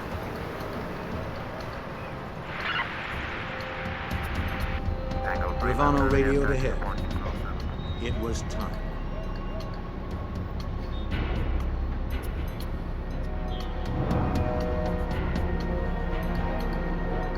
As Bellotti pulled the car to the curb, the assassins advanced.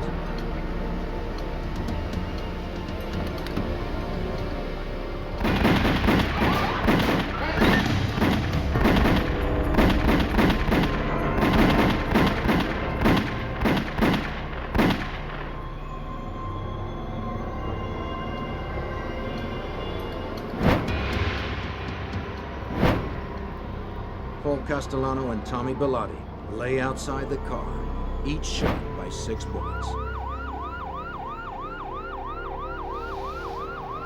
According to Gravano, Gotti eased the car into the street and past the bodies sprawled on the pavement. He had to be sure Castellano was dead. Gravano's detailed account finally put an end to the speculating.